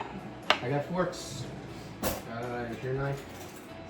Thank you. You want to grab me one of my knives? Thank you. And there you go. All right. We'll check the steak in a minute. I want to try the risotto. Risotto. So I'm just trying to push this over so she has a little more room and I have a little more Oh, room. you want some more headspace? No, I'll just go like that. We got a nice mushroomy bite here.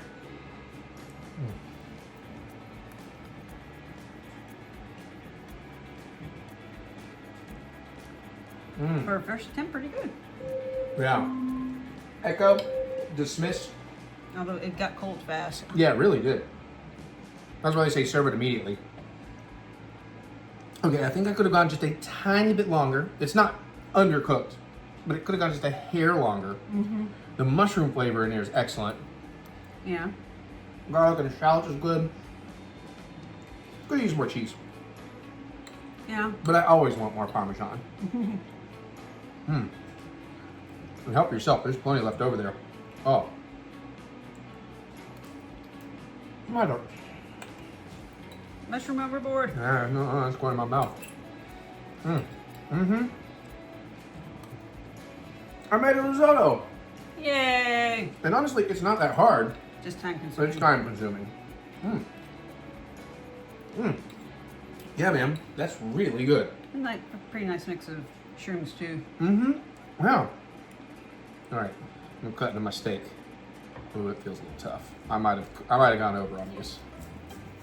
Did you use the meat Oh, promoter actually, at all? no.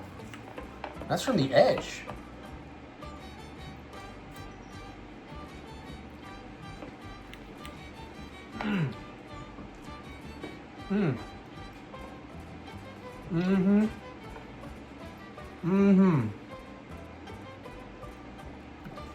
No, it's probably medium.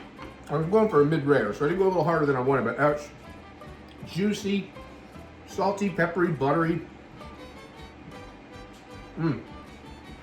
I see you're going into it pretty good there. Yeah. Oh, that tastes like Malone's did. Got like a little piece of pepper in the back of my throat. Back when Malone's Palomar made great steak, that's what that tastes like. Asparagus.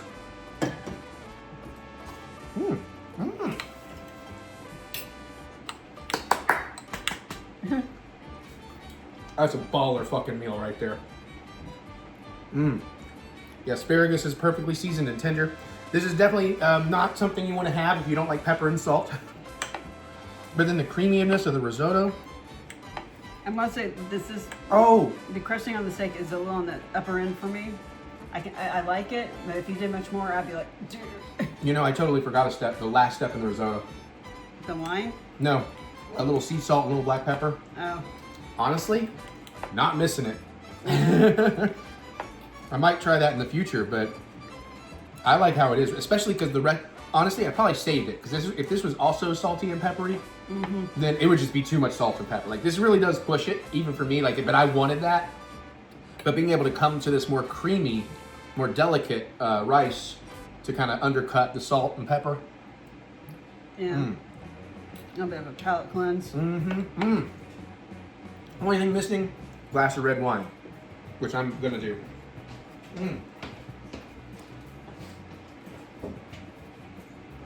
Crap, I'm running out.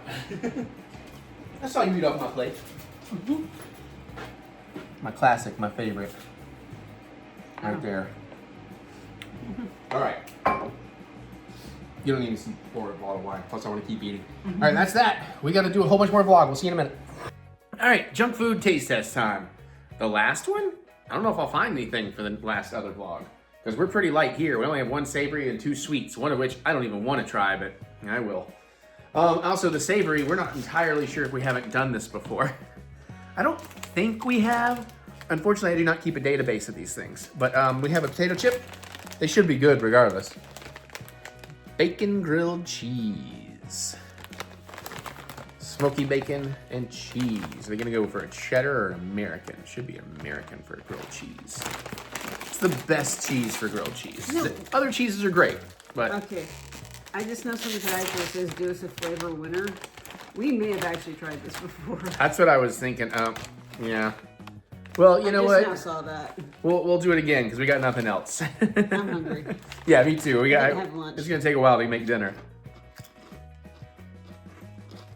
That kind of buttery bread thing hit me right off the bat. There's the cheese. It's kind of a cheddar. And there's a little bit of the smoky bacon. I'm sure I get the bacon. It comes on the back. It's mostly, I would say, smoked more so than the pork flavor. That's pretty damn good. I'm also very hungry. Mm-hmm. Don't spoil your lovely dinner. And that's my job when I fuck it up. It is tasty. These are pretty good. Okay.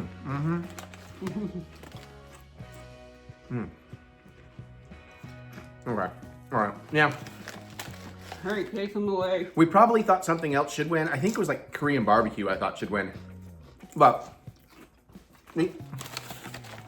these are pretty damn good. You need to move faster. I know. I had to wipe my hand. That's what got me. You know, I have a chick clip over here. Tiny baby chick clip. Boop. That was good. That was good. Also, as hungry as I am. That might make it tastier. Yeah.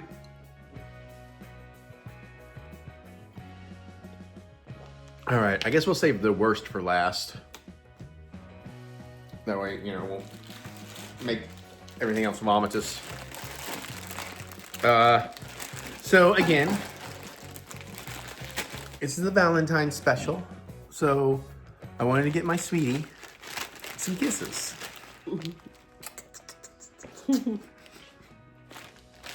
Anyways, I found these a while ago and I saved them for Valentine's. There's a few different flavors. This was the only one that seems to be new to me. A milk chocolate cafe mocha.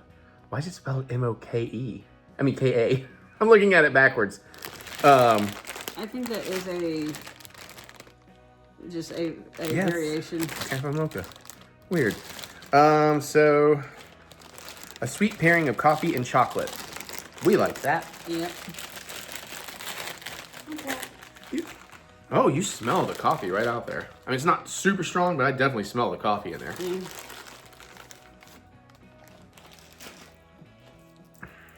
All right, let's see. I'm just going whole, baby. Going whole hog. I'm gonna sneeze too. Lovely. Chocolate almonds.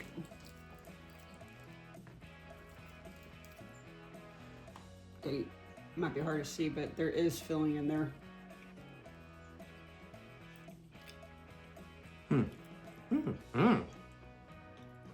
It takes a while for the coffee to kick in, but that blends with chocolate nice. Give me another one. I know, right? All right, if you're gonna, I'm gonna. Thank you.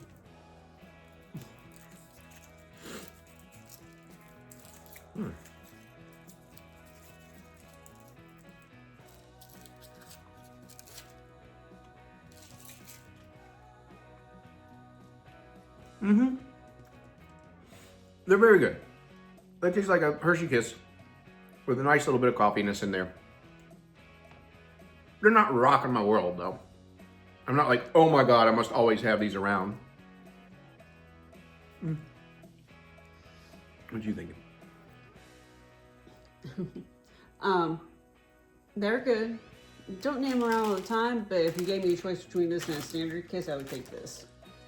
I think I'd agree with that. Like it was a bowl of candy and yeah, I'll go for those. You good? Yeah. Now, if I was to do anything, I'd probably dive into that bag of chips. Yeah, right? But you're about to have a real meal. I know. You guys already saw it, so you know if it worked or not. We don't. I'm sure there are parts of it I got right. All right, now we have to do this stupid thing, which I really don't want to do, but I bought it and it was expensive as fuck. So we got one more of these flavored Snickers. Now this is the berry whip. Which looks like strawberry and whipped cream. Yeah, so if you recall, The strawberry was strawberry. horrendous. Sorry. I had to spit it out. We threw it's like $5.50 candy bar because it's an import. I had to spit it out and we just threw the damn thing away. That's a Snickers. You don't do that. But then we had was it pomegranate? Passion fruit. And that sucker was really, really tasty. Wouldn't go out of my way for it, but I really enjoyed that one. So we are batting 50% right now. So I don't have a good feeling about this one though. Maybe whoever makes it whipped will cancel out the nastiness of the strawberry. Super artificial strawberry. Yeah. All right.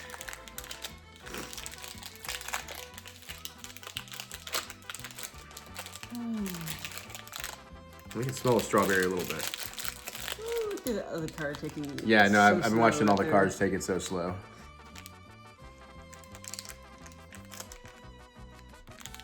I don't really see anything yet. I'm gonna get a bite on. Yeah, I'm gonna bite from this way.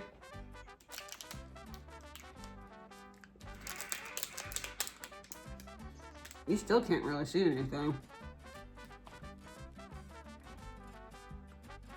It is much less egregious than the first one. I still don't think it's really good. I'm getting the berry. I don't know that I'm really getting the whip. Yeah, it's not nearly as strong, so. It's like something here is not like the others, but if you were given to this with no explanation, no wrapper or anything, be like, the Snickers tastes kind of weird. Yeah. Yeah, this one, at least I could finish this one.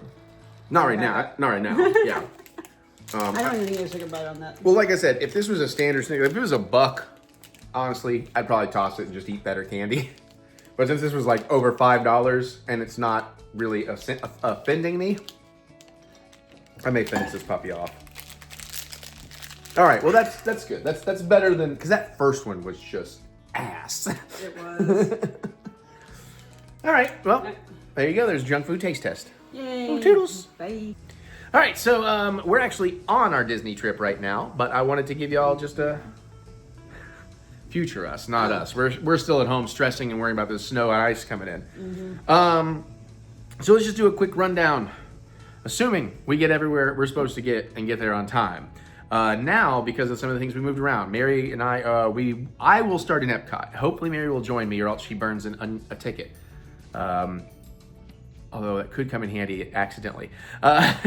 So we may, because we're gonna be at the Swan, so we can just pop over to Epcot for a little bit, grab a snack, whatever, take something to the room, and then, or she needs I would say if she doesn't go, it's because maybe you need a nap. We'll see. We'll play that by ear. We're gonna go down to Animal Kingdom.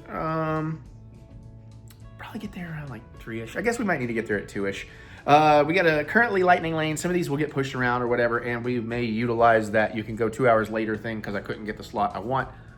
I don't like to do that, but sometimes we do it. We got the Navi River Journey, and then we're gonna eat at Tiffin's restaurant, which I loved. She's never been.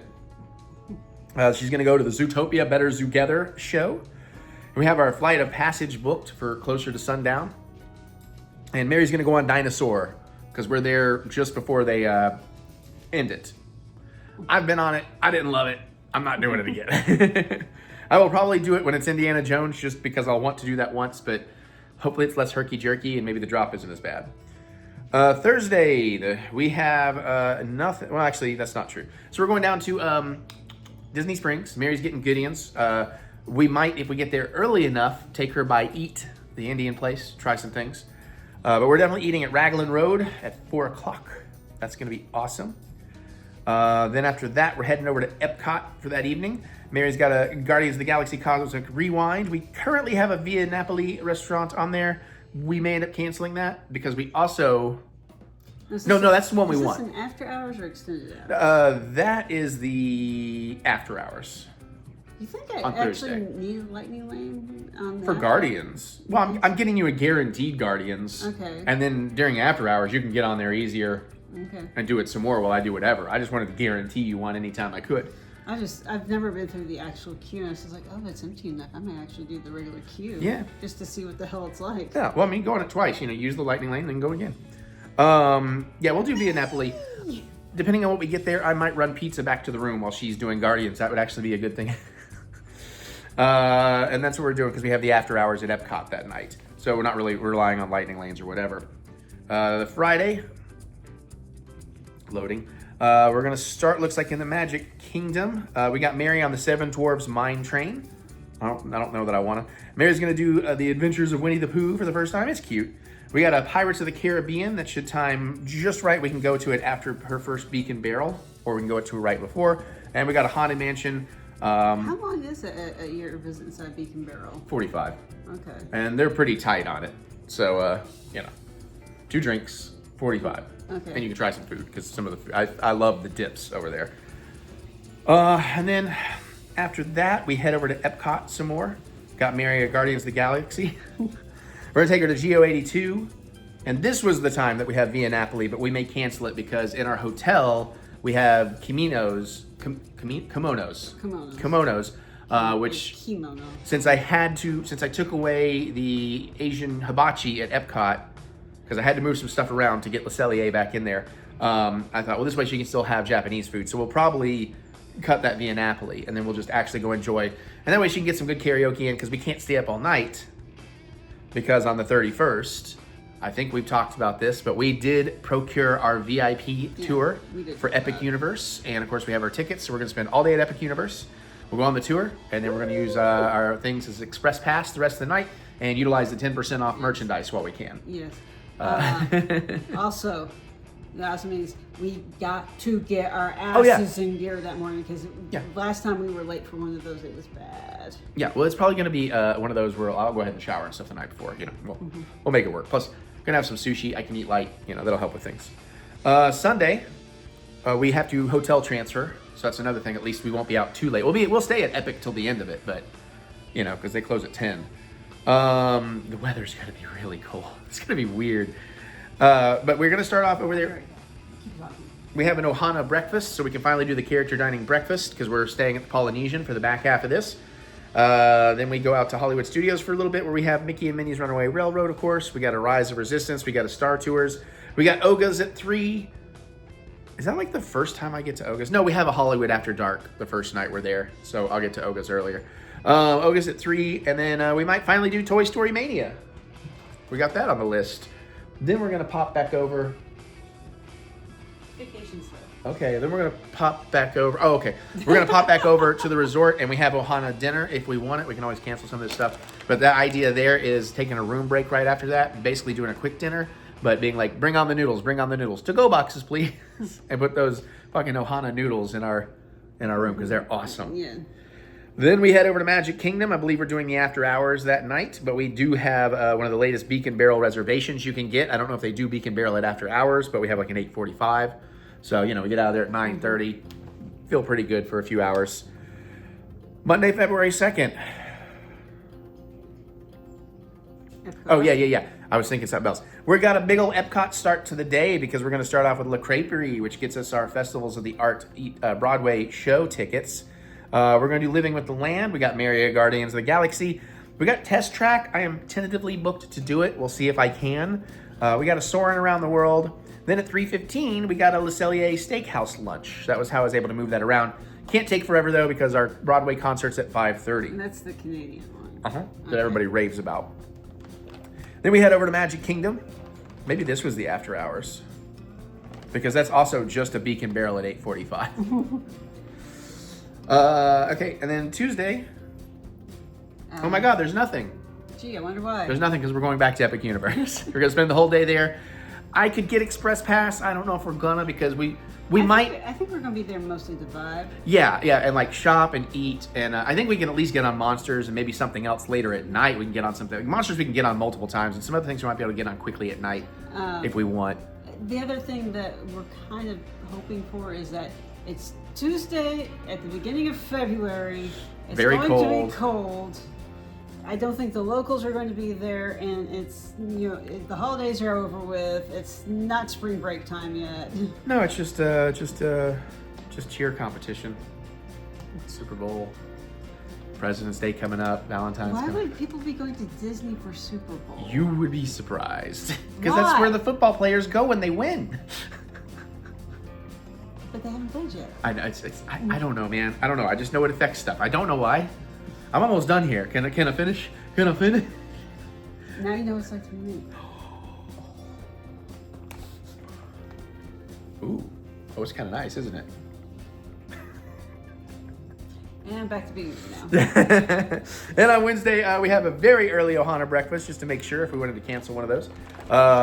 Then we have Magic Kingdom, where Mary and I gets to do Peter Pan's Flight, Magic Carpets of Aladdin, her first time, Haunted Mansion, and then we're going to head over to Hollywood Studios for an after hours, and we're apparently going to go to the Sci-Fi Dine-In Theater. And then, of course, do a bunch of other stuff in Oga's and everything. And then, of course, the Tuesday we leave. There's nothing. He's going to do a bunch of stuff in Oga's. I'm actually going to explore the park. Oh, that's fair. That's fair. Although that might be the day we dress up, so that might be the day that you have to come play Sabak with me. At least for a little bit. I'm not saying the whole time. And then on the Thursday, the travel home day. Well, theoretically right now, well, this part's for sure. Mary's headed down to Disney Springs to get some to-go Gideons to take home. Mm-hmm. I was planning on going over to Hollywood, and I have it at Oga's Cantina just before I have to leave and get back to get to the airport. But now, motherfuckers, I missed the last 2 annual pass magnets. One I really wanted was Maleficent. Wasn't in the park to get it. Last time they had, was it Hey Hey maybe? They had one I really wanted, and it was at Animal Kingdom. If you saw that vlog, there was some corporate takeover that night, and they closed early when I was going to go by at the closing to go grab the thing. Right. So, and that was my only opportunity, so I missed it. Well, they have announced the next one. It is a Nick and Judy Hopps from Zootopia. It looks awesome, and it comes out on the day we leave, which is fine. It would have been great if it was at Hollywood, but no, it's at Animal Kingdom. So I might be swapping over to run to Animal Kingdom real quick, get my magnet, then park hop over to Oga's, and then get the hell out of Dodge. But that's the plan. That's what we got right now. Like I said, a little bit of that may still shift around, especially lightning lane times. That's why I didn't really tell you the times, because it doesn't really matter. So get ready for the vlog, which may be a vlog per day. It may not, except the Epic Universe days. I will make you long. I promise I plan to make long form vlogs on the Epic Universe days. But we might actually just kind of shoot a little less. I'll say that, but I know I could get out there and just be like, oh, just happen to shoot everything anyways. So just be prepared. That's the plan. Show them what you want to show them so we can get on with this. I'm going to drink. Okay, so because we're having to deal with much cooler than usual temperature for Florida. Yeah, I got to start thinking about that. And I've got very thin tennis shoes that will not keep my feet warm. I decided to try these. These are like those little hand warmer things you get, but they're insoles for your shoes. So hopefully if my toes get too cold, I can put these in and get nice and toasted. Also, set these down. I got some electric hand warmers. This is a little rechargeable piece that they're in, but these little guys are, yeah, on their lowest settings are quite warm. It's like you have to hold on to them very lightly. Yeah, it's pretty crazy. So I'm looking forward to trying these out for realsies. So Festival of the Arts is greatly celebrating Lorcana, which is the card game I really, really like. I've been collecting. And there's ways to get special cards. I hope we have enough time to do it because we don't have that much daytime time at Epcot. And I really want Mary to go around the art booths, but I really want to get those 3 or 4 bonus cards, you know, Yeah. So we'll see. But I am going to take some Lorcana decks down in case we want to play or play with other people or, well, you know, maybe we get stuck in a storm. Who knows? So I went ahead and grabbed one of the latest. Unfortunately, where I was, they only had one of them, so I still have to try and get the other one. The problem I have with this one is the first set. So when it comes to the starters, I like to get the official case and sleeves. I know they're not the best sleeves, but for the starter sets, I like to have them in the appropriate cases. Just finally found out why I can't figure out what cases come with this. This is the first set they are not doing cases or sleeves for. They're coming back in the next set and everything.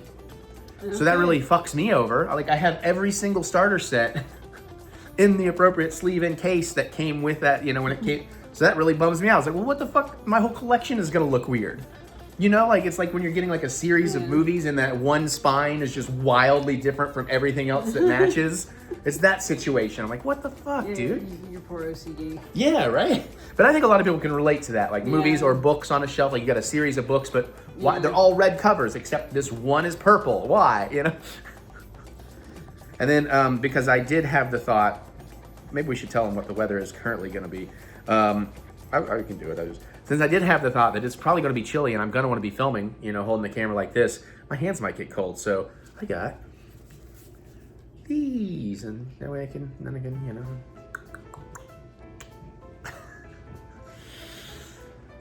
But yeah, the weather is wildly fluctuating down there on us, like every day. It's Florida too, so you know, you never know. We're not stressing over it too much. During our entire time there, our highest high is 66 degrees. Yeah. The lowest low will be 37. Yeah, in Florida. I mean, but most of the nights it'll be low to mid 40s. And we're going to be out till like midnight at the park some of these nights. So I mean, it's going to drop significantly. We probably won't be out while it's hitting those lows exactly. Yeah. But it's like, because I have a thing of like, I can hang out on my deck even when it gets cold, as long as I put on like a couple layers, like some thermals and some sweats and, like a hoodie and a jacket, I'm okay. Hat, all that stuff. But my cutoff, if it's not windy, if it's not windy, I can go a little bit lower, but in general, my cutoff is 46 degrees. And it's like, we're going to be out there beyond 46. So we're really kind of confused on, okay, how do we prepare? Especially for me, because like, I have to do it in layers because I never know when I'm going to just actually be running hotter because I ate too much, or then we go into a restaurant and they've got the heat cranked and I'm in there in 8 layers, like, I'm taking a full-size backpack with me instead of my tiny park bag, just to accommodate, either needing to take additional layers for when it gets colder or to have some place to put extra layers as I'm stripping down. Yeah.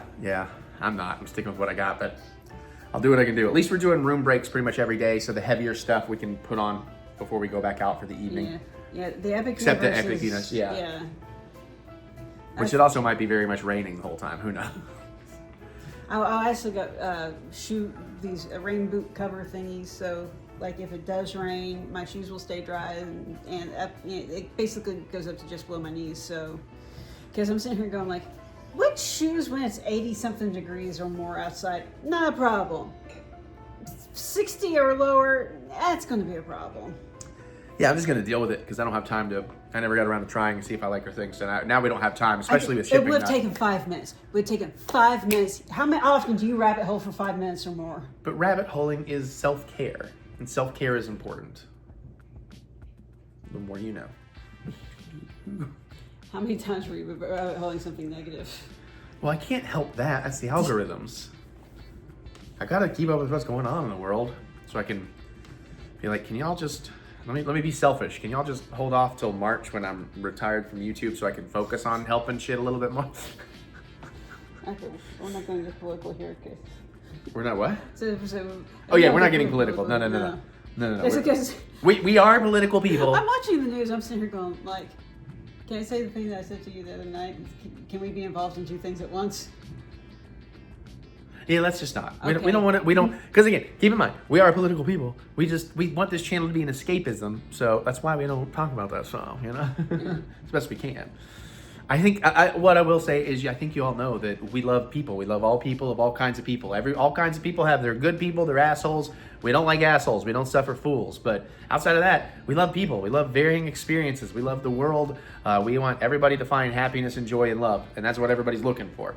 I think that's really all you need to know, is we care. But if you're a dick, you can fuck right off. And then hopefully you'll get better one day, and then, there's always second chances.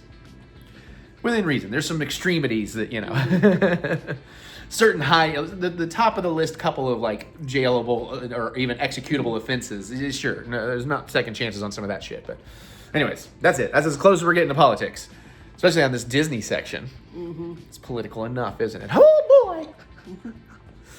Oh, I want to start saying terrible political things. Don't.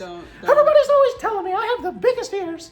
They say, your ears, they're so big and so beautiful. We just love your ears. Oh boy, yes sir. And on that note, I never got on the plane. I was never on the... Mary and I have a lot of fun together. Every once in a while, we like to get together and play, so we make a date of it, like a play date. That's what husbands and wives do.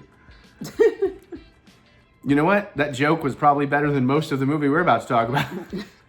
Sort of. So, oh God, I should probably learn the guy's name. Okay, hold on. Who plays Reacher? Jack Reacher. They don't know. There we go. Alan Richardson. So we watched the movie on Prime? Prime. Amazon. Yeah, Amazon Prime. Playdate with Kevin Richardson. Kevin James. No, I know Kevin James. Alan Richardson. I already forgot about that. And Kevin James. Okay. the trailer for this looked pretty good. When I saw the trailer, I thought, this looks kind of cliche. You probably kind of know where it's going for the most part. It looks kind of fun. The character chemistry might work, blah, blah, blah, blah, blah. Plot is not exactly what you expect. No, there are some twists and turns. It is a little bit different than you'd expect. This is a weird experience of a movie. The movie's not weird. It's a weird experience of a movie. Because it's not good. It's not bad. It's not meh. Yeah, it's not any of those basic 3 categories. Like, there's so much wrong with it. But it's not quite so bad it's good. Right. And that's the weird thing, is there's so many problems with it, so much wrong with it, so many head-scratching, baffling. You can tell how much of it was fixed in post. Half the movie is like 80 yard over somebody's back. Yeah. But somehow, and maybe it's a tribute to the actor's charm or something, somehow you're still kind of very engaged with it and having a decent time with it. Yeah. I mean, okay, because it's not just the 2 adults. The 2 kids do a lot of heavy lifting too. And honestly, cheers to the kid actors, because they really sold a lot of this with very widely different performances between the 2 child actors. Yeah. They went a long way with this. You also got Sarah Chalk as Kevin James's wife. And she's hardly in it, and there's some question stuff there. We're probably going to have to go into spoilers in a minute, because we need to talk about some things about this movie. The suspension of disbelief is heavily strained in this Heavily. Not just even in story, but some of like the way shots are edited, and you can tell this was like half-assed done. Like 2 people talking in a doorway. Okay, that side is definitely green screen. Oh, they're coming in. But yet you see the guy look at them coming in the shot where they would clearly be in the shot, but they're not in the shot. You know, shit like that. But somehow entertained by it, you know? Like, and I'm not trying to tell you to go watch it. Like, I would not recommend this movie to people outside of a morbid curiosity. Yeah. And like I said, at least you won't be, it's not dull. And there's a mystery to it, and you get genuinely invested in, like, what the is going on here? Yeah, I think that's the one thing that probably works the best, is I was hooked into what is going on here? What is the deal with this kid and Alan Richardson? And I don't know if that's, how much of that is the writing and how much is that the actors just, especially Alan Richardson, the way he's dropping lines, and you're going like, wait, what? Yeah. It's just like, are you that psychotic? What the fuck are you? Yeah. And there's so many just like massive plot holes and head scratchers of, well, what about this? What about that? Wait, how would that work? That doesn't make any logical sense. Now, some of the plot holes are actually part of the plot. True, a little bit. And there's a lot of really funny side things. Like, I think it was Isla Fisher is in this, in a very undercooked role. Not super undercooked, not completely undercooked, maybe a little undercooked. The moms. The redheads? Just say, yeah, the redhead. Okay. Which, again, we'll talk spoilers in a second, but yeah. And some of the effects work is really good, and some of the effects work is glaringly really obvious. bad. Yeah. It's like YouTuber level. Sometimes. Fan film. Yeah. Yeah, sometimes. I likened this after we watched it to like, this is a very inexperienced director. Turns out it's not. This guy made The Girl Next Door, which is a fantastic movie. He apparently only makes a movie about every 5 years, though. Like a theatrical movie. But it felt like a very inexperienced director, first-timer, that failed with an undercooked script, with the charismatic leads, with an editor that came at the end of the day and did the best they could to save it just enough. That's how I kind of described it at the end of it. Yeah. So I think that explains our general feelings. Yeah. We're spoilers, okay? Spoilers. I'll give you a moment to hit the pause button. Spoilers, because we got to talk a few specifics in here. Spoilers. That's good enough. Okay. I'm gonna start with my first one because it's right at the beginning. Okay. Kevin James gets fired from the director. The director plays the executive he works for and named himself in the credits. Exquisitely handsome or something like that. Or extremely handsome. Extremely handsome executive guy, something like that. It's like, okay, all right, guy. There was another thing in the credits that made me think, ooh, the ego here might be part of the problem too. But so he gets fired, and Sarah Chalk has been the stay-at-home mom. He's the stepdad to this kid who really thinks of him as a father. He's trying to make him a sports kid and all that stuff to relate to him, but he's not in sports. He's doing dances. He's a dancer. He's a TikTok kid. So we have that old dichotomy. Actually, that's where we get into the first We actually have a Dick Doc kid. I don't know if you noticed, but it's called Dick Doc. I thought that was just the adult version of things. It was a child, Mary. Let's not. No. I didn't catch it on his thing. Oh, you're saying in real life it was. No. Because we get to a character later on who does a video, and I did catch where it said Dick Doc there. Oh, okay. So I Oh, thought I that see was what you're an saying. adult Yeah, no, it was from the very first. But anyway, so the point I want to get to, the spoiler is, okay, so she's going to go back to work. She's like, I could go back to that job or whatever, blah, blah, blah, blah, blah. Like the very next scene, she's away on a conference at that job. The next scene she's in. That's what I'm saying. But no, it's like, well, it's established the next scene because the very next scene, it's clear Kevin James is already alone taking care of this kid. Yeah. So first and foremost, I get frustrated by the fact the kid's like, you're not going to cook for me? There's not this. And that Kevin James doesn't know what he's supposed to do. And I'm like, okay, well, first and foremost, wouldn't you guys have had a discussion about, okay, he gets lunch at this time, he's got this, hey, he's allergic to this, if that comes up. There would have been a discussion. That didn't happen. But then it's revealed a few scenes later that she's at the fucking conference already, working again. But this is all set up with you see a touch of action in the beginning. This bullshit streaming rule that I heard about Netflix does, that apparently everybody does, where they want the action up top. They want you to engage the viewers immediately. You can't build anything. So we had the 24 hours earlier. Yeah. Like immediately, 5 seconds in, I made the joke that we cracked her up about. So I guess you're wondering how I got here. Yeah. But so she's already at the thing. Well, I'm almost finished the thought. I've almost finished the thought. This is the context for it. So it's clearly established that within 24 hours, she has decided to go back to work, already got back in the job, and she's already out of the conference within less than 24 hours. So right away, I'm like, this really needed a logic pass. Okay, sorry. No, actually, at the very beginning of the movie, we have a weird disconnect in some motives, because so Kevin James is super concerned about how he's not connecting with his kid. Right. Kid seems to be completely connected. Yeah, he loves the guy. He's willing to do whatever and try and really believes. He's already calling him dad, which threw me off for a minute. That's why I was like, oh, right, he's a stepdad. But this kid's really into it, which is a nice change of pace. You don't usually see that portrayed. Yeah, it's like he's not kind of like Brandon. Right, yeah. Because that it's was, not the trope of the step kid being like, ugh, Yeah. So like I said, it's like, so if you don't think y'all are already, if not connecting already, why is this kid like, hi? Well, that's the thing. The kid wants the dad. He wants him, and he likes him as is. He's not even trying to change the dad or whatever. It's the dad it's Kevin James that can't connect. Yeah, he doesn't understand the kid. Yeah, okay. He's like, I need you to do these things I like so I can connect with you. Okay, I guess that's fair enough. But not in a hateful way per se. Like there's nothing awkward or violent it's more or weird. It's just awkward and lost. Yeah, it's really that he's just an idiot, Kevin James. So he's playing a Kevin James character. He's usually a little more lovable. Yeah. Kevin Richardson is almost doing Kevin James, but as if played by Ryan Reynolds. That's not completely accurate. And he mostly sells it. It's a little try hard, the Kevin Richardson part, but I feel mostly sells it. I didn't know he played Jack Reacher. Yeah. That people love. I haven't seen the show, but people love it. You're wearing shoes, that's why you're... Yeah, he looked vaguely familiar, but I just didn't know from where. I'm sitting here going like, did you just do like all these hardcore action movies and went, I'd like to do something fun now? I was going like, fun, but we can't waste all of this. Yeah.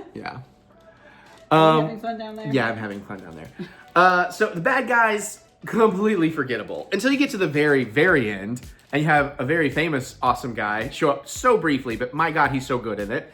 Spoilers, Adam Tudyk shows up as an Elon Musk type guy who's he's not the guy, but he's behind a lot of this. We'll try not to spoil everything if we don't need to, because there's some kind of obvious things you'll see coming about who the bad guy is.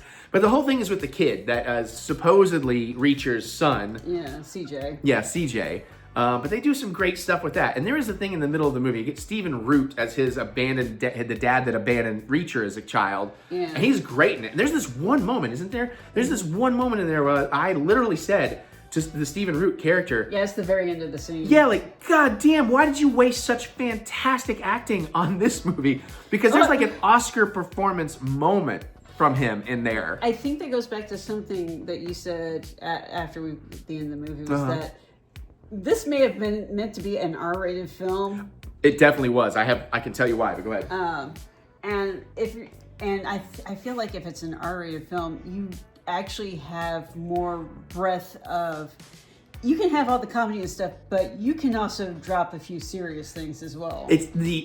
I'm not saying this is right, but the studio executive mindset is like, oh, well, it's an R-rated film. It's for adults. We can do more adult things. Kids don't care about, But I guarantee it was rated R originally and then recut to PG-13 because all the violence is very bloodless. But there was a moment egregiously noticeable earlier when the Reacher guy, Alan Richardson, he is clearly saying something like, the worst thing this kid CJ called me this buck-tooth butt licker or something like that. Buck-tooth bitch. Right. But his mouth was clearly like AI'd to fit a dubbed line in there. And I thought about that after when I started realizing, oh, this is PG-13. I think this was meant to be R. I think they went back and like, that's how they did that. And I'm not a fan. I don't know. It's because it was bad here. I mean, like if you do it with CG or deepfake, maybe, and I know that involves AI, but as long as it's not generative AI, whatever. But it's like, I kind of like, because like I told her about how they're doing the thing with dubs now, where they're using deepfakes to change the actor's mouth to fit the language. I'm of two minds. I don't know how I sit with that. I like that idea a lot. I'm also like, it kind of changes the original intent. But I mean, so anyways. Yeah. But yeah, it's very clear this was meant to be an R-rated movie. But yeah, especially because there is a really good running gag though about cool good guys hitting people with cars, and I don't want to spoil the payoffs to this. So that's pretty fun. There's a lot of car jokes in this. Yeah, well, they spend a third of the movie probably in car chases, which is actually pretty cool. Except again, I feel the car chases are way overshot and way over edited. There was a point where I thought there was a continuity error. Oh, no, wait. Never mind. It's just, it becomes overwhelming in how choppy and zoomy and shaky the car chases are. That's clearly they didn't have the budget to pull off what they were really trying to do. That and one of the other running jokes in the movie. Yeah, just keep an eye on the kids' headphones. It's interesting to keep an eye on that. That was also the running gag of the kids watching the movies. That was pretty funny, and how it pays off with the bullies. That was pretty funny. Yeah, I don't know how we deal with the Kevin James and the Bucky Cheese stuff. The Bucky Cheese stuff was mostly pretty funny. But it does pay off to him becoming notorious in a very awkward way because when this movie ends, it just ends. It's like, there is a little bit of continuation in the end credits, because as soon as the movie ended, I'm like, can we not find out what Sarah Chalke mom thought about any of this? Yeah. And a little bit later, you get a little bit of that. So watch the credits, because there's also bloopers in the credits. They're not the best bloopers, but they're still pretty fun, and we don't really get credit bloopers that much anymore. So it's do love credit bloopers. Same here. You know what my favorite credit blooper of all time is going to be?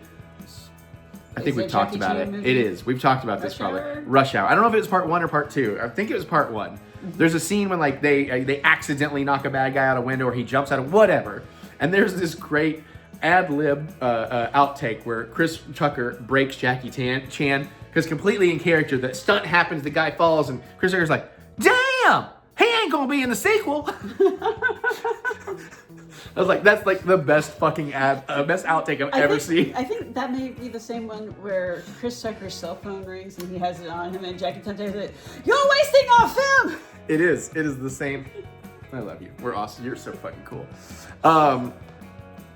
But yeah, so do watch for the bloopers. What are like other things? Because I don't necessarily want to give away the reveal of the kid. Because in case you do want to, even though we're doing spoilers, I think that is interesting. Midway through the movie, there's a big reveal. Like, you're already kind of interested in, okay, what is the deal? Because the kid that plays CJ is doing a great job of being creepy and different and unusual. Yeah. And then you might suspect it, but there's a few things you could suspect, and I wasn't really expecting this. But there's a moment that gets revealed, and then I'm like, as weird, as bad as this movie kind of is, I'm really hooked on the mystery. Like, what is the deal here? Yeah. And it pays off very, very well, for the most part. I don't know, maybe we need to talk about it a little bit because I kind of want to talk about the ending because that's also something that's kind of very baffling. Oh, yeah. Okay, so spoilers. Extra spoilers. We are going to reveal the big hook of the movie so we can talk about the end, okay? You ready? Here we go. Spoilers. So when Reacher goes to see his dad that abandoned him, he sees CJ, the dad does, Stephen Root, and he's like, he looks just like you, spitting image of you as a kid. And they show you photos, and he does look exactly like CJ as a kid, and you're like, wait a minute, what? And he's like, wait, I am his dad? What? Because in the trailer, you see the reveal, I'm not his dad, or whatever. But, so that sets off a great mystery. So, the reveal is he's a clone, because Reacher was like an ex-awesome military dude, but his morals got in the way one day, and he was discharged, and blah, blah, blah, blah, blah. Which leads to another incredible actor showing up in here with limited screen time, but stealing every second of it. I thought about his name until I tried to say it. I don't know. It's like, where do I know him from? I know. Oh no, I know. I always know where I know him from, but I knew his name until. Where do you know him? Hauser, Paul Hauser. Well, I know him from Cobra Kai. I know him as Stingray. He's Stingray. Oh, that guy. No, I was thinking. Oh. The actual guy in charge of. Oh, the bad guy. Yeah. No, he's just one of those guys that's in one of those things. But Stingray from Cobra Kai, Paul Walter Hauser. Yeah, I think that's right. He is like this goofball that apparently was in charge of kind of taking care of the clone, raising the clone. Yeah. But also always wanted Reacher's advice on hooking up with chicks on Tinder or whatever, their version of Tinder. So it was great to see him, and he has a few scenes that are pretty fucking funny as hell. But anyway, so at the end, we go. CJ he kind of actually has grown a heart because he's a young version of Reacher without emotion, basically. But he's grown a heart because Reacher got through to him. And stronger, faster. Yeah, but they also have an army of CJs, which is kind of cool. Like, that's a cool thing. We have to fight an army of children to survive and live. It's not as well executed as it could be to be amazing, but it's a cool idea that they actually fucking went for that. And of course, they all eventually put on masks to save money, understandably. Yeah. But, like, the end happens, and I gotta ruin the very, very end of you, because it's kind of brilliantly fucked up the more I think about it, but also a real head-scratcher of, how are we dealing with this? Yeah. They're in, like, in a remote warehouse. They've rescued CJ. They're all walking away.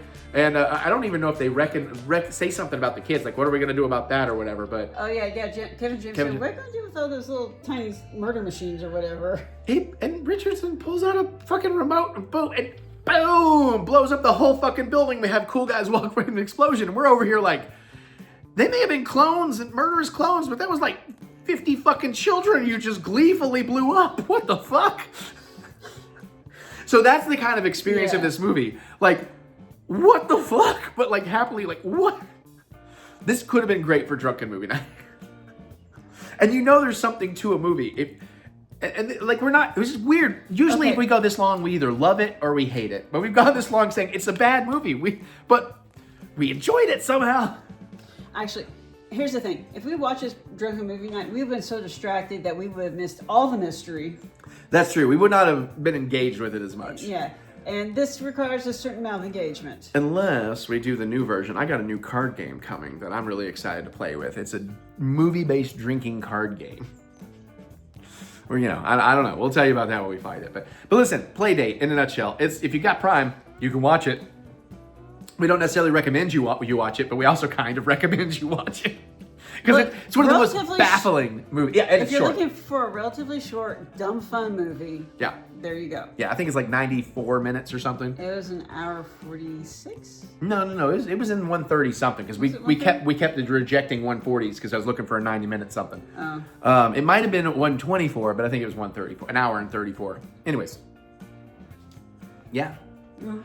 Yeah, I was wrong. I'll tell you later. This was the last thing I have to film. This was the last thing I have to film, and it's only. Oh, God, it's 7 minutes till 2 in the morning. Yeah. Bye. Good night. Bye. Good night. Sleep tight. Don't let the clone children bite. Shh, eat at Buc-ee's. Wait, no, Buc-ee cheese. I don't have any quotes for the stranger right now. I had some last time. Hey, we're going to open up a lightsaber. This is, ironically enough, the last unopened lightsaber we're sitting on right now. Ooh. Yeah, can you believe that? And now we're going to Disney, and I wasn't planning on getting any lightsabers. Except maybe one of those like really toy build ones, because that seems like fun. But you never know. I might come home with a legacy one. I never said I wouldn't do that. I just said I wouldn't build this time unless they announce new stuff in the next 3 days before we get there. Although I may come home with some parts because they still have a decent amount of those Reclaim and Reforge individual parts for sale. Yeah, so you can start buying parts without actually doing the experience. Well, I would. It's not like a common thing. This is something that happens every now and then. It's just kind of their overstock because they're not offering that experience anymore. Okay. And it's like when it's gone, it's gone. Right. And you don't get the thing. You don't get the actual core that does the sounds and the lights and holds the batteries and all that stuff. It's literally just the parts. But that's fine because that's what I want. Mix and match parts to kind of create a more custom thing. Yeah, because that Reclaim one had some interesting bits to it. It really does. Especially the ones where you can see the Kyber crystal through it. Yeah. So anyways, this is not one of those. Oh, is it just me or did it get colder in here? I don't know. I've been burning up, so I did turn the AC on. It does feel a little colder over here. Maybe because we've been hanging out over there where it's warmer. Yeah, and we're right next to the windows now. It's like 12 degrees outside with the wind chill -1, I think. All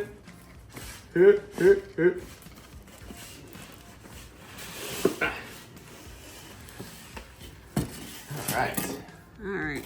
Oh, I have it upside down here. There we go. Look, it's the helmet. Dr. Teeth, baby. Oh, that's sick. That's sick. I don't know that I've ever seen them come wrapped in plastic. Cool. But yes, we got the hilt. Comes with a nice stand for it. And some specialty pieces because this is Yeah, you got these upside down now. Yeah, well, that's just the way this thing is made. So there you go. Unfortunately, this is the one downside. Oh God, I hope they have a charge. We might not be able to finish this. We're gonna have to charge it while we play games. But I forgot that these are rechargeable. They are not like the others where you can replace the batteries. Now, is this one of the ones that stick together, or?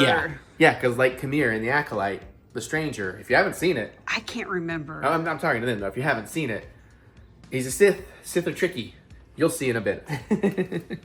It's very cool. And I said, I really want them to make this lightsaber. I don't know how they would pull off being able to do it. And then they actually did. And I guess the sacrifice is it has to have rechargeable batteries. Instead of, not rechargeable. Replaceable batteries, I suppose. Yeah. A bunch of double or triple A's. Yeah. Because the one we have that is rechargeable battery was the Qui-Gon Jinn. We can't get it to work, but yeah. I think it's also just really old. You let it sit for how many years before you opened it? It's also like the first one they ever released, basically. Is this a flap system? Okay, it is a flap system. Okay. All right, here we go. Doesn't play music. I wish it played music. Oh, that's right. It's numbered. How did we do? Of 3,000, we got 1786. Kind of in the middle. Yeah, that's not bad. The Stranger Legacy Lightsaber. I know, I was trying to work with you. There you go. That's about as good as we can get it without reflections. Yeah. So what does it say? Because that's still really hard to read. 1786. Oh, you mean... No, like... Yeah, I'm sorry. What extraordinary beings we are. Even in the revelation of our triumph, we see the depth of our despair. The Jedi teach there's only one way to access the Force, and if you don't do it their way, it fades. But there is another way. Below the surface of of consciousness are powerful emotions: anger, fear, loss, desire. I love this show, man. A lot of y'all hate it on nothing for no good reason. Not all of you. Some of you have valid reasons, but a lot of people do not. So we got some stand bits here. Got a little grippy pad for the feet if you need to put that on there. Come here. See what I did there? Come here. Come here. Okay. Does that click in? Nope, that's It's a weird looking sundial. You're a weird looking sundial. What's that even supposed to mean? I don't even know. All right, there is a shape to this.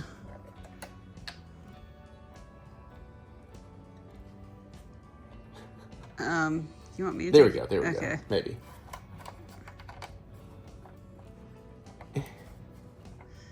There we go. Now we're cooking with gas. Just had to find the angle to actually... There we go. Okay, so we have our stand, so you can actually stand the hilt up. That's kind of nice. I hate that they have to put all these electronic stickers and warning stickers. I wish they had a little thumb indent to get in there. Guess we can go... How do I aim it? It's so tight.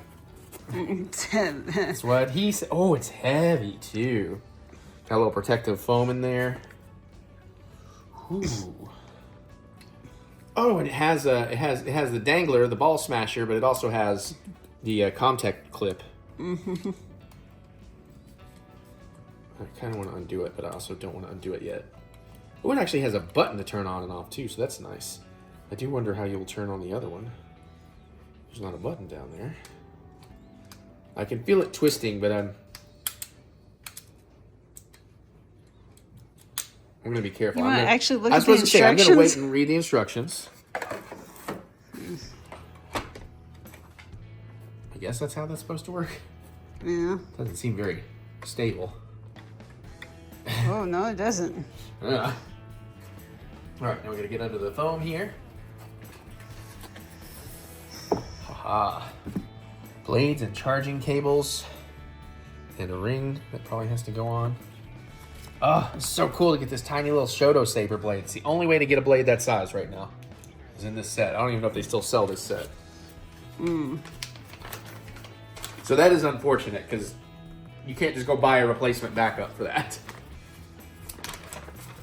Not yet, anyways. Maybe they'll offer it eventually. That's blade assembly. Blade assembly. Okay, here we go. Separate hilt. So it is just twist and pull. Okay. I was onto it. I just didn't want to...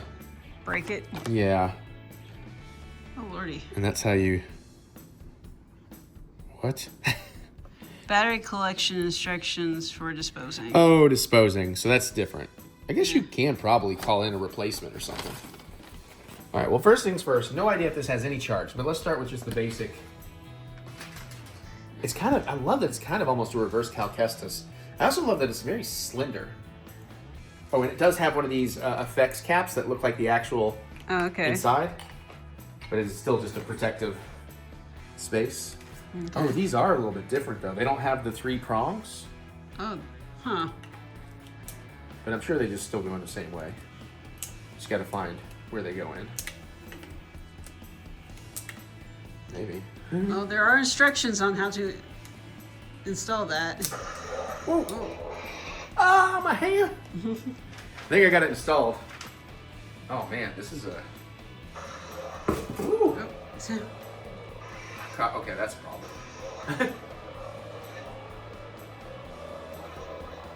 Oh, this is definitely an angry lightsaber.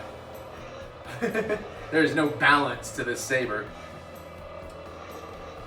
You know.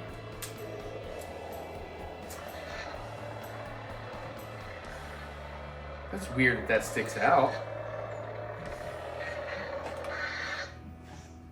Did it say it had something that... Maybe that's supposed to be like that. We'll go back in the instructions just a second. I was about to say, I can't hold the camera and look at your instructions. Let's do this. This is the more important part. Ooh, it's tight in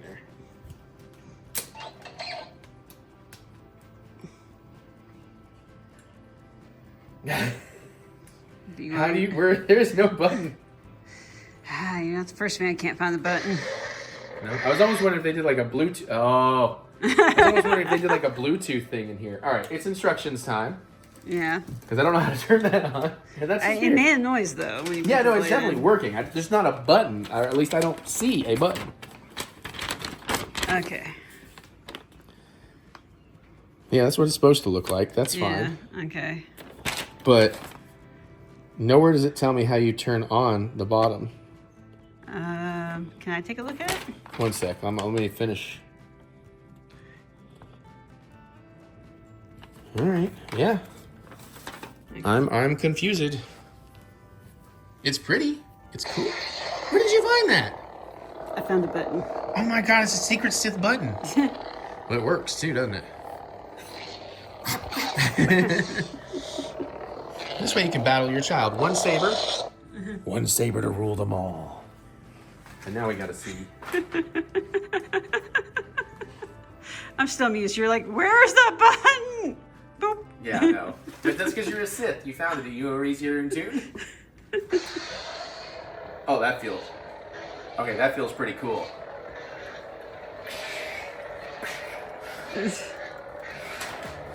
Okay, you're getting too close to the camera. I can't get you in the frame.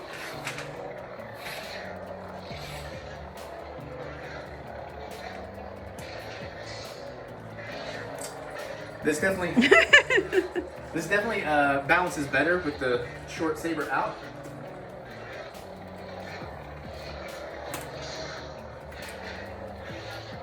I'm not very skilled at...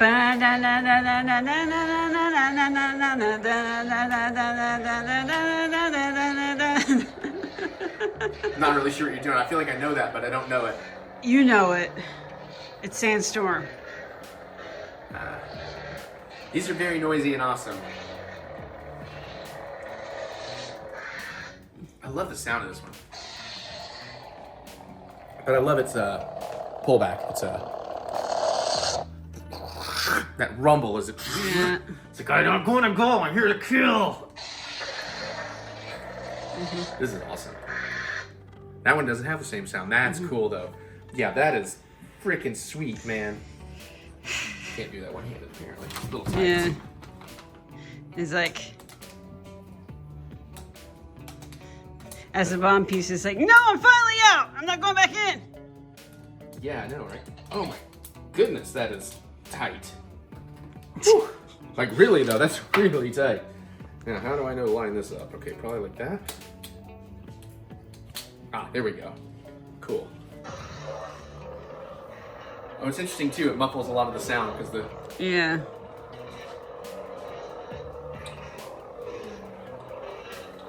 Toiling trouble. Okay, Mary's turn. I am very, very pleased with this. Oof. Yeah. That's what I said. It's pretty hefty. Yeah, but that's sitting in your hand fairly nicely. Mm-hmm. Okay, bomb button doesn't do anything No. once together. Okay. Let's try to do a cool shot. She moved.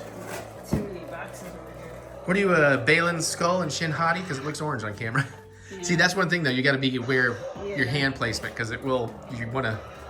Yeah, but you see what I'm saying? Like it doesn't really want to swing. It doesn't have the balance in that stage to swing Awesome. and spin. Yeah, I know, but you play with enough of these, you know what I'm talking about. Yeah.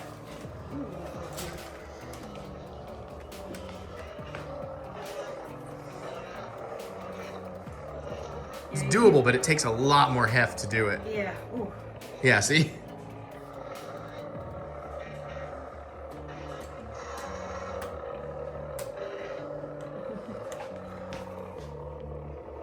You do it. There you go.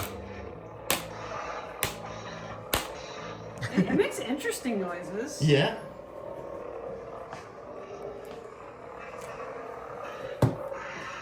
Yeah. Whew. You want to twist it and split it?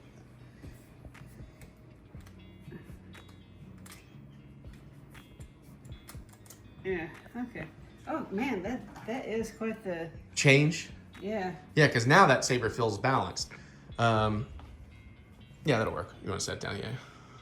Stay.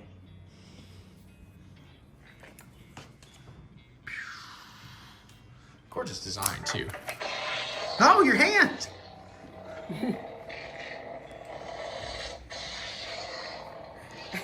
I know. I kind of like the tiny boy. Rena's going like. It's a lot more compact. Yeah, I could use this. I can use this. I didn't know they made compact sizes. This Well, is really all I need. That's because I was told size matters. That's where you're like, did Master Yoda teach us size matters not? Not really. I mean, how often do you have anything thicker than this to go through? You want to hold both and see how powerful it feels?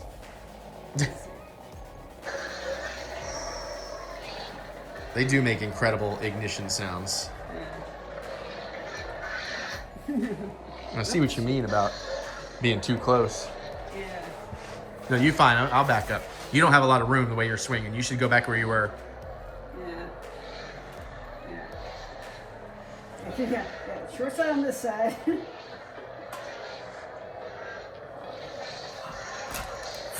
Oh, Jesus Christ, she's going to myrtleize me. Thing is, in order to hold this one comfortable, balanced still, is still one, I still want to hold like way up here. Yeah. Which makes me very dangerous. It's just right where the freaking button is. Yeah. Still cool, though. Yeah. By the way, for those wondering, there's where the helmet lives now. Cool. All right, well, this makes me want to go rewatch The Acolyte, so that's what I'm going to do. I didn't quite land it. Hey, everybody, Disney Pig. Hello, nurse. This is because I just gave her many orgasms. I mean, or she got out of a hot shower. I'll let you decide. I know what y'all thinks. That's probably the truth. Anyway. Listen, we're opening pins. I don't know which one's going to go in which vlog. One vlog is going to have a crap ton. The final vlog is probably going to have a crap ton of pin unboxings because we have a lot. Mary and I are off to Disney as of filming this in a few days, so we need to open all these before we go so we know what we need or what to trade. But today, for whatever video this is in, we're going to do our next round of Toys in the Box. What's in the box? Okay, so we can get Gwyneth Paltrow's head. We can get Justin Timberlake's member. We can get... I kid. See, it took you a second on that one, didn't it? I was kind of like, was he in that movie? Yeah, I know. It's like it took you a second. All right, so this is only our second time unboxing these. We got a duplicate of Winnie the Pooh last time. So we got Winnie the Pooh, we got Mr. Toad, and we got Figment. Those are awesome. We're still looking for Cheshire Cat, Jiminy Cricket, Stitch, Mickey, and which kitty is that? The white Maria? Maria. Yep, that sounds right. So those are the ones we are still looking for. Yeah, the lady can pick which one she wants. Okay. All right. Yeah, well, there will still be Disney pin unboxings whenever there's Disney vlogs, because at this point, we're just going to open them at Disney, basically. That way, while we're out there, we can see if we want to get something else. Or while I'm out there, however it goes. What do we get? We got a Cheshire Cat. Cheshire Cat, okay. And these are really cool. I actually really like this series. And so, actually, Jack, huh? That is locked, right? It is. Okay. Yeah, these look... have key cats. These look really nice in person, too. Like, I don't think video or photos do this particular series justice. Yeah. I would also like to get a complete set of this, which means I think we may still be able to buy them, because they were pretty new when I got them in November, so... Okay. Fingers crossed, and I got a big old bag of shit. Because get it, Winnie the Pooh. Listen, I think this is a cute pin. I'm happy to have this pin, except this is now my third one. So. Let's see if I can do any better. Mary has the look. Maybe. Come on, give me Stitch or Marie or Mickey. Or Jiminy Cricket, I guess. Just give me one I don't have. I'll be happy. How'd you get Cheshire Cat again? No, I'm just Hey! Oh, she's adorable. Yeah. She is absolutely freaking adorable.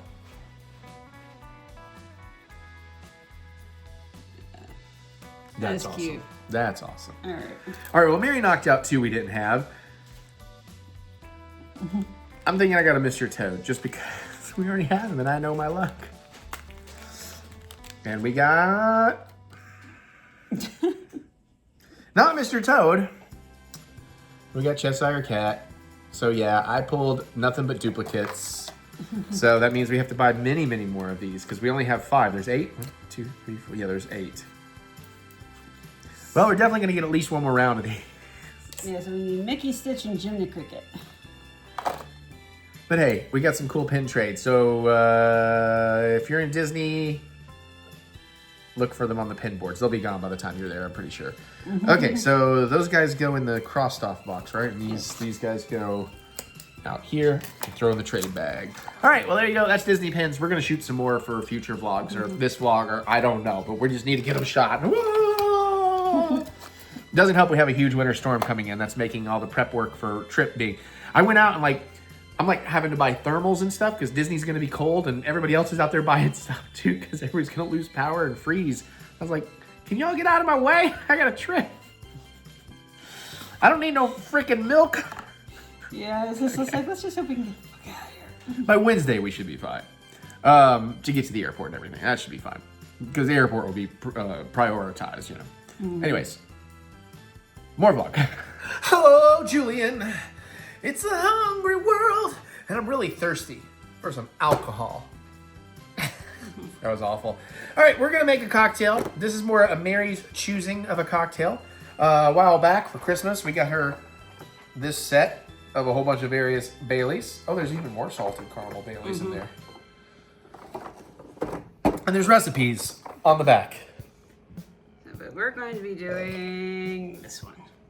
Bailey's Salted Caramel Martini. Yep. So, in this we have 2 ounces of Bailey's Salted Caramel liqueur.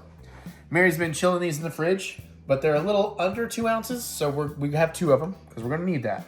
1 ounce of Smirnoff vodka. Fuck Smirnoff. We're just going to throw the Tito's in there. That's what we have. That's what's better. I didn't drink that Grey Goose. That's still in my pocket from the movies. Then 2 ounces of heavy cream. And we're going to combine all that in a shaker with ice. We're going to pour into a martini glass, topped with whipped cream and caramel syrup. Enjoy. We're debating about trying to do the swirl in the glass with the caramel before we pour it in and make it look pretty. So that's a consideration. All right. 1 ounce of vodka.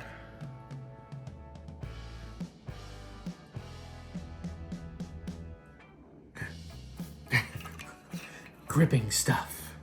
Well, I guess I need to put some ice in the shaker. Yeah, that's usually how that works. Using my other shaker because I'm saving my good shaker for the cocktail from last week that we're making after this. Wibbly wobbly, timey wimey. Do I have any puddings? Nope, no puddings. Oops. I see. Here's a look at Eric. 7, 8. I'm almost as furry. Threw eight ice cubes in there. I don't know. It's probably fine. I don't know. All right. Get some 2 ounces of Bailey's. Salted caramel Baileys. Salted. Thank you, because for a minute I was like, we could just pour Bailey's. But I guess it does need to be salted caramel. Oh, it's so close. So we're opening the other one? Yeah. For that little bit? All right. As long as you got a plan for the rest of it. Nothing else, I can just drink it. All right, fair enough. I'm just. If I really like this, I'll make more of these. I have like 2 other bottles. True. We could always buy a real bottle too if you really like it. All right, we got our 2 ounces of Bailey's. I like Bailey's mixed into stuff. I'm just not feeling it right now.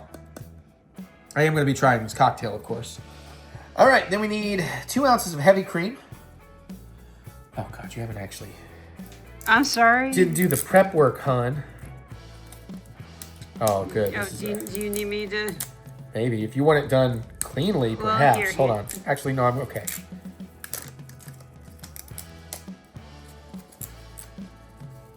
There. This is what they had in that size. I asked her why the organic or whatever. That's the answer. Do you have something against organic? No. I Okay. just don't know. I just like what's wrong. My thing was the heavy whipping cream we've been using has been fine. What are we doing here? Yeah. All right, 2 ounces. Oh, why was it lumpy? Because sometimes heavy whipping cream is lumpy. Well, actually, I feel like this should be not as liquidy. What the fuck? All right. Sorry, lumpy. I do have a thing against lumpy milk. Lumpy milk is fucking gnarly. Well, this isn't milk, it's heavy whipping cream. It's All right. trust me, when you shake it up, that lump will disappear.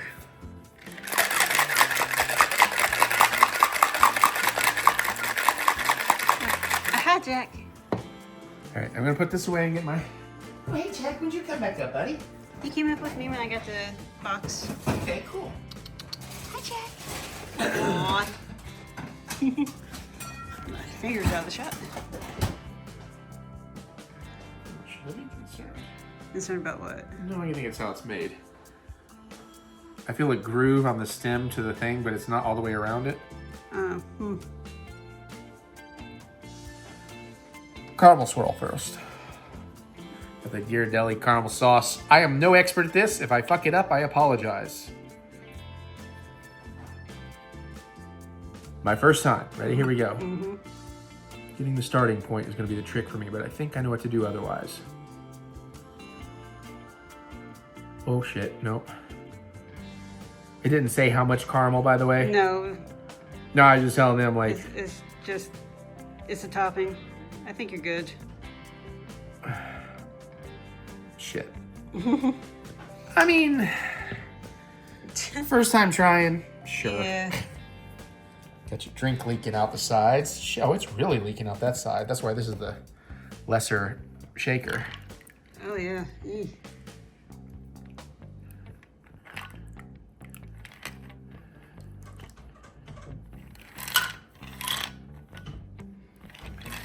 Jack, honey, you just came up. But you guys are boring. Jack, what are you doing? What are you doing? Oh yeah, really. Okay, I'm gonna let you whip cream it. You want me to whip cream? You're the whipped cream expert. I'm not a whipped cream guy. I don't mind whipped cream. I just don't. Yeah, this is going like I was thinking about doing the whole thing back. That gets real. That did not quite come out the way I expected it to.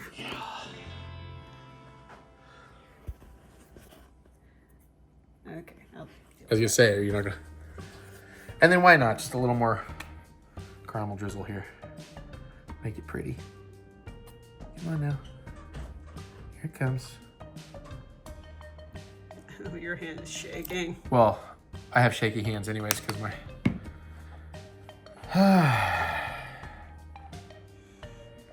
I mean, it looks pretty. Yeah.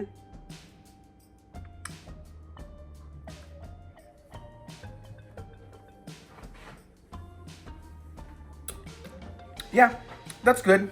If I was in a restaurant and I wanted a dessert drink, yeah. It's just very creamy. I wouldn't say the caramel or the salted caramel is really coming through much for me. Granted, I am just off like a bunch of sweet tequilas, so my palate may not be perfect. I think you'll like it. I don't know if you'll love it. I feel like it needed... Oh, why didn't we put the caramel vodka in there? I just remembered we still have a lot of caramel vodka. Jack, honey.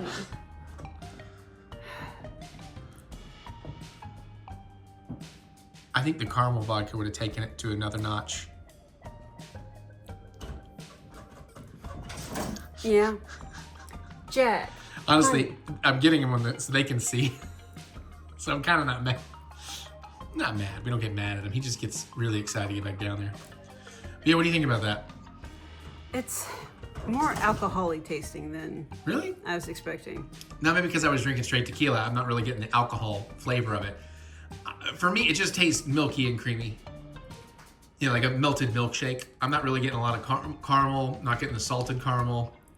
It's basically a variation. It's a variation of a mudslide. Yeah, I vibe with that. Any thoughts? Honestly, a little disappointed. Yeah. Might be interesting to try it again with using the caramel vodka as well. Mm-hmm. Yeah, really play out that caramel. Because maybe use a whole lot more caramel in the drink. Salt the rim. Salt half the rim. That could be interesting. Yeah. Maybe we'll try that someday. Ooh. Get the caramel on the edge. On the rim and then salt put it in the salt. Because I'm sitting here going like, how do we know lime juices? No. That's a very good point. I mean, you could have just done like simple syrup to rim it, but yeah, that would be even cooler. Yeah, you got the ideas, girl. But very drinkable. Just I think it just turned out very basic. Yeah. Yeah. Okay. That's what you get for getting a recipe off the back of the box. The people that make the alcohol don't know how to serve it. They're idiots. No. Well, it's just like, this box we've had this box for a few years now, to be honest. Few years? Yeah. Maybe 2. Yeah. At least Christmas, not this last Christmas, but the Christmas before. Right.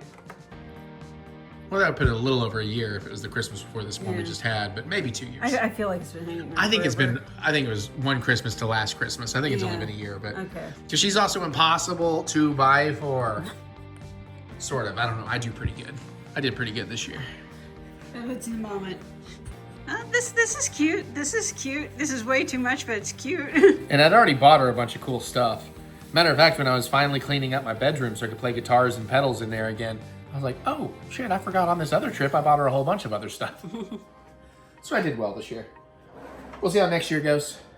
Anyways, yeah, you could make much more romantic drinks, but the point is you're spending it with your loved one and being super romantic. I'm just remembering this is for the Valentine's Day vlog where we're shooting ahead. So, you know, put you a couple little straws in there. Maybe not in a martini glass, double the recipe. Put in a tall boy, what do you call it? Tall Collins, a highball glass. 2 little straws. Romance. Actually, this might be good as a milkshake. Romance in the pants. Yeah, actually, shit, I was going to end on that. Yeah, it's very milkshakey. Very vanilla milkshakey. Anyways, try it with our suggestions. I think it'll be better. We might someday. All right, we're going to make last week's cocktail so I can have one. Bye. All right, well, there you go. That was that vlog that we shot all in one day, except for Disney pins and a cocktail. But we did it, and we made our plate up, and I just finished that. And this is literally the last thing I have to film before we go on our vacation until they drop one of those big trailers in the next few days. And I'm like, damn it, I have to go back to work. I'm not supposed to work because I have to prep for the... Anyways, I'm going to have fun. I hope you had fun. Comment below. Let me know, how do you like your steak? What would you put in your risotto? Ooh, I gotta start playing with some other risottos. Ooh, a Chipotle risotto for me and Dad. Yes, that's happening. Okay, comment below. Let me know. Geek out me in the comments. I look forward to hearing what you have to say. Other than that, click the thumbs up button. Give me the good old thumb of encouragement, as I do love to be encouraged. And come on. Remember that we will get through this. We will get through this together. Check out my music anywhere you listen to music. Look up TheEricButts. Try a couple of songs. Get excited for more stuff. I sure as hell am. The stuff I've been writing is going to be incredible. In the meantime, there's still plenty of video game Let's Plays coming, food and cooking videos coming, and of course filmmaking of some sort, because it's involved in everything I do. All that more you can follow right here, or go to TheEricButts.com for all your funky butts fun. There's more with the links in the description below, so click that see more button to see more butts. On that note, I'm going to go enjoy some Silly Billy Gumdrops and get to figuring out, well, I got to do some editing and some scheduling, but then start actually planning for this trip that's in 3 days.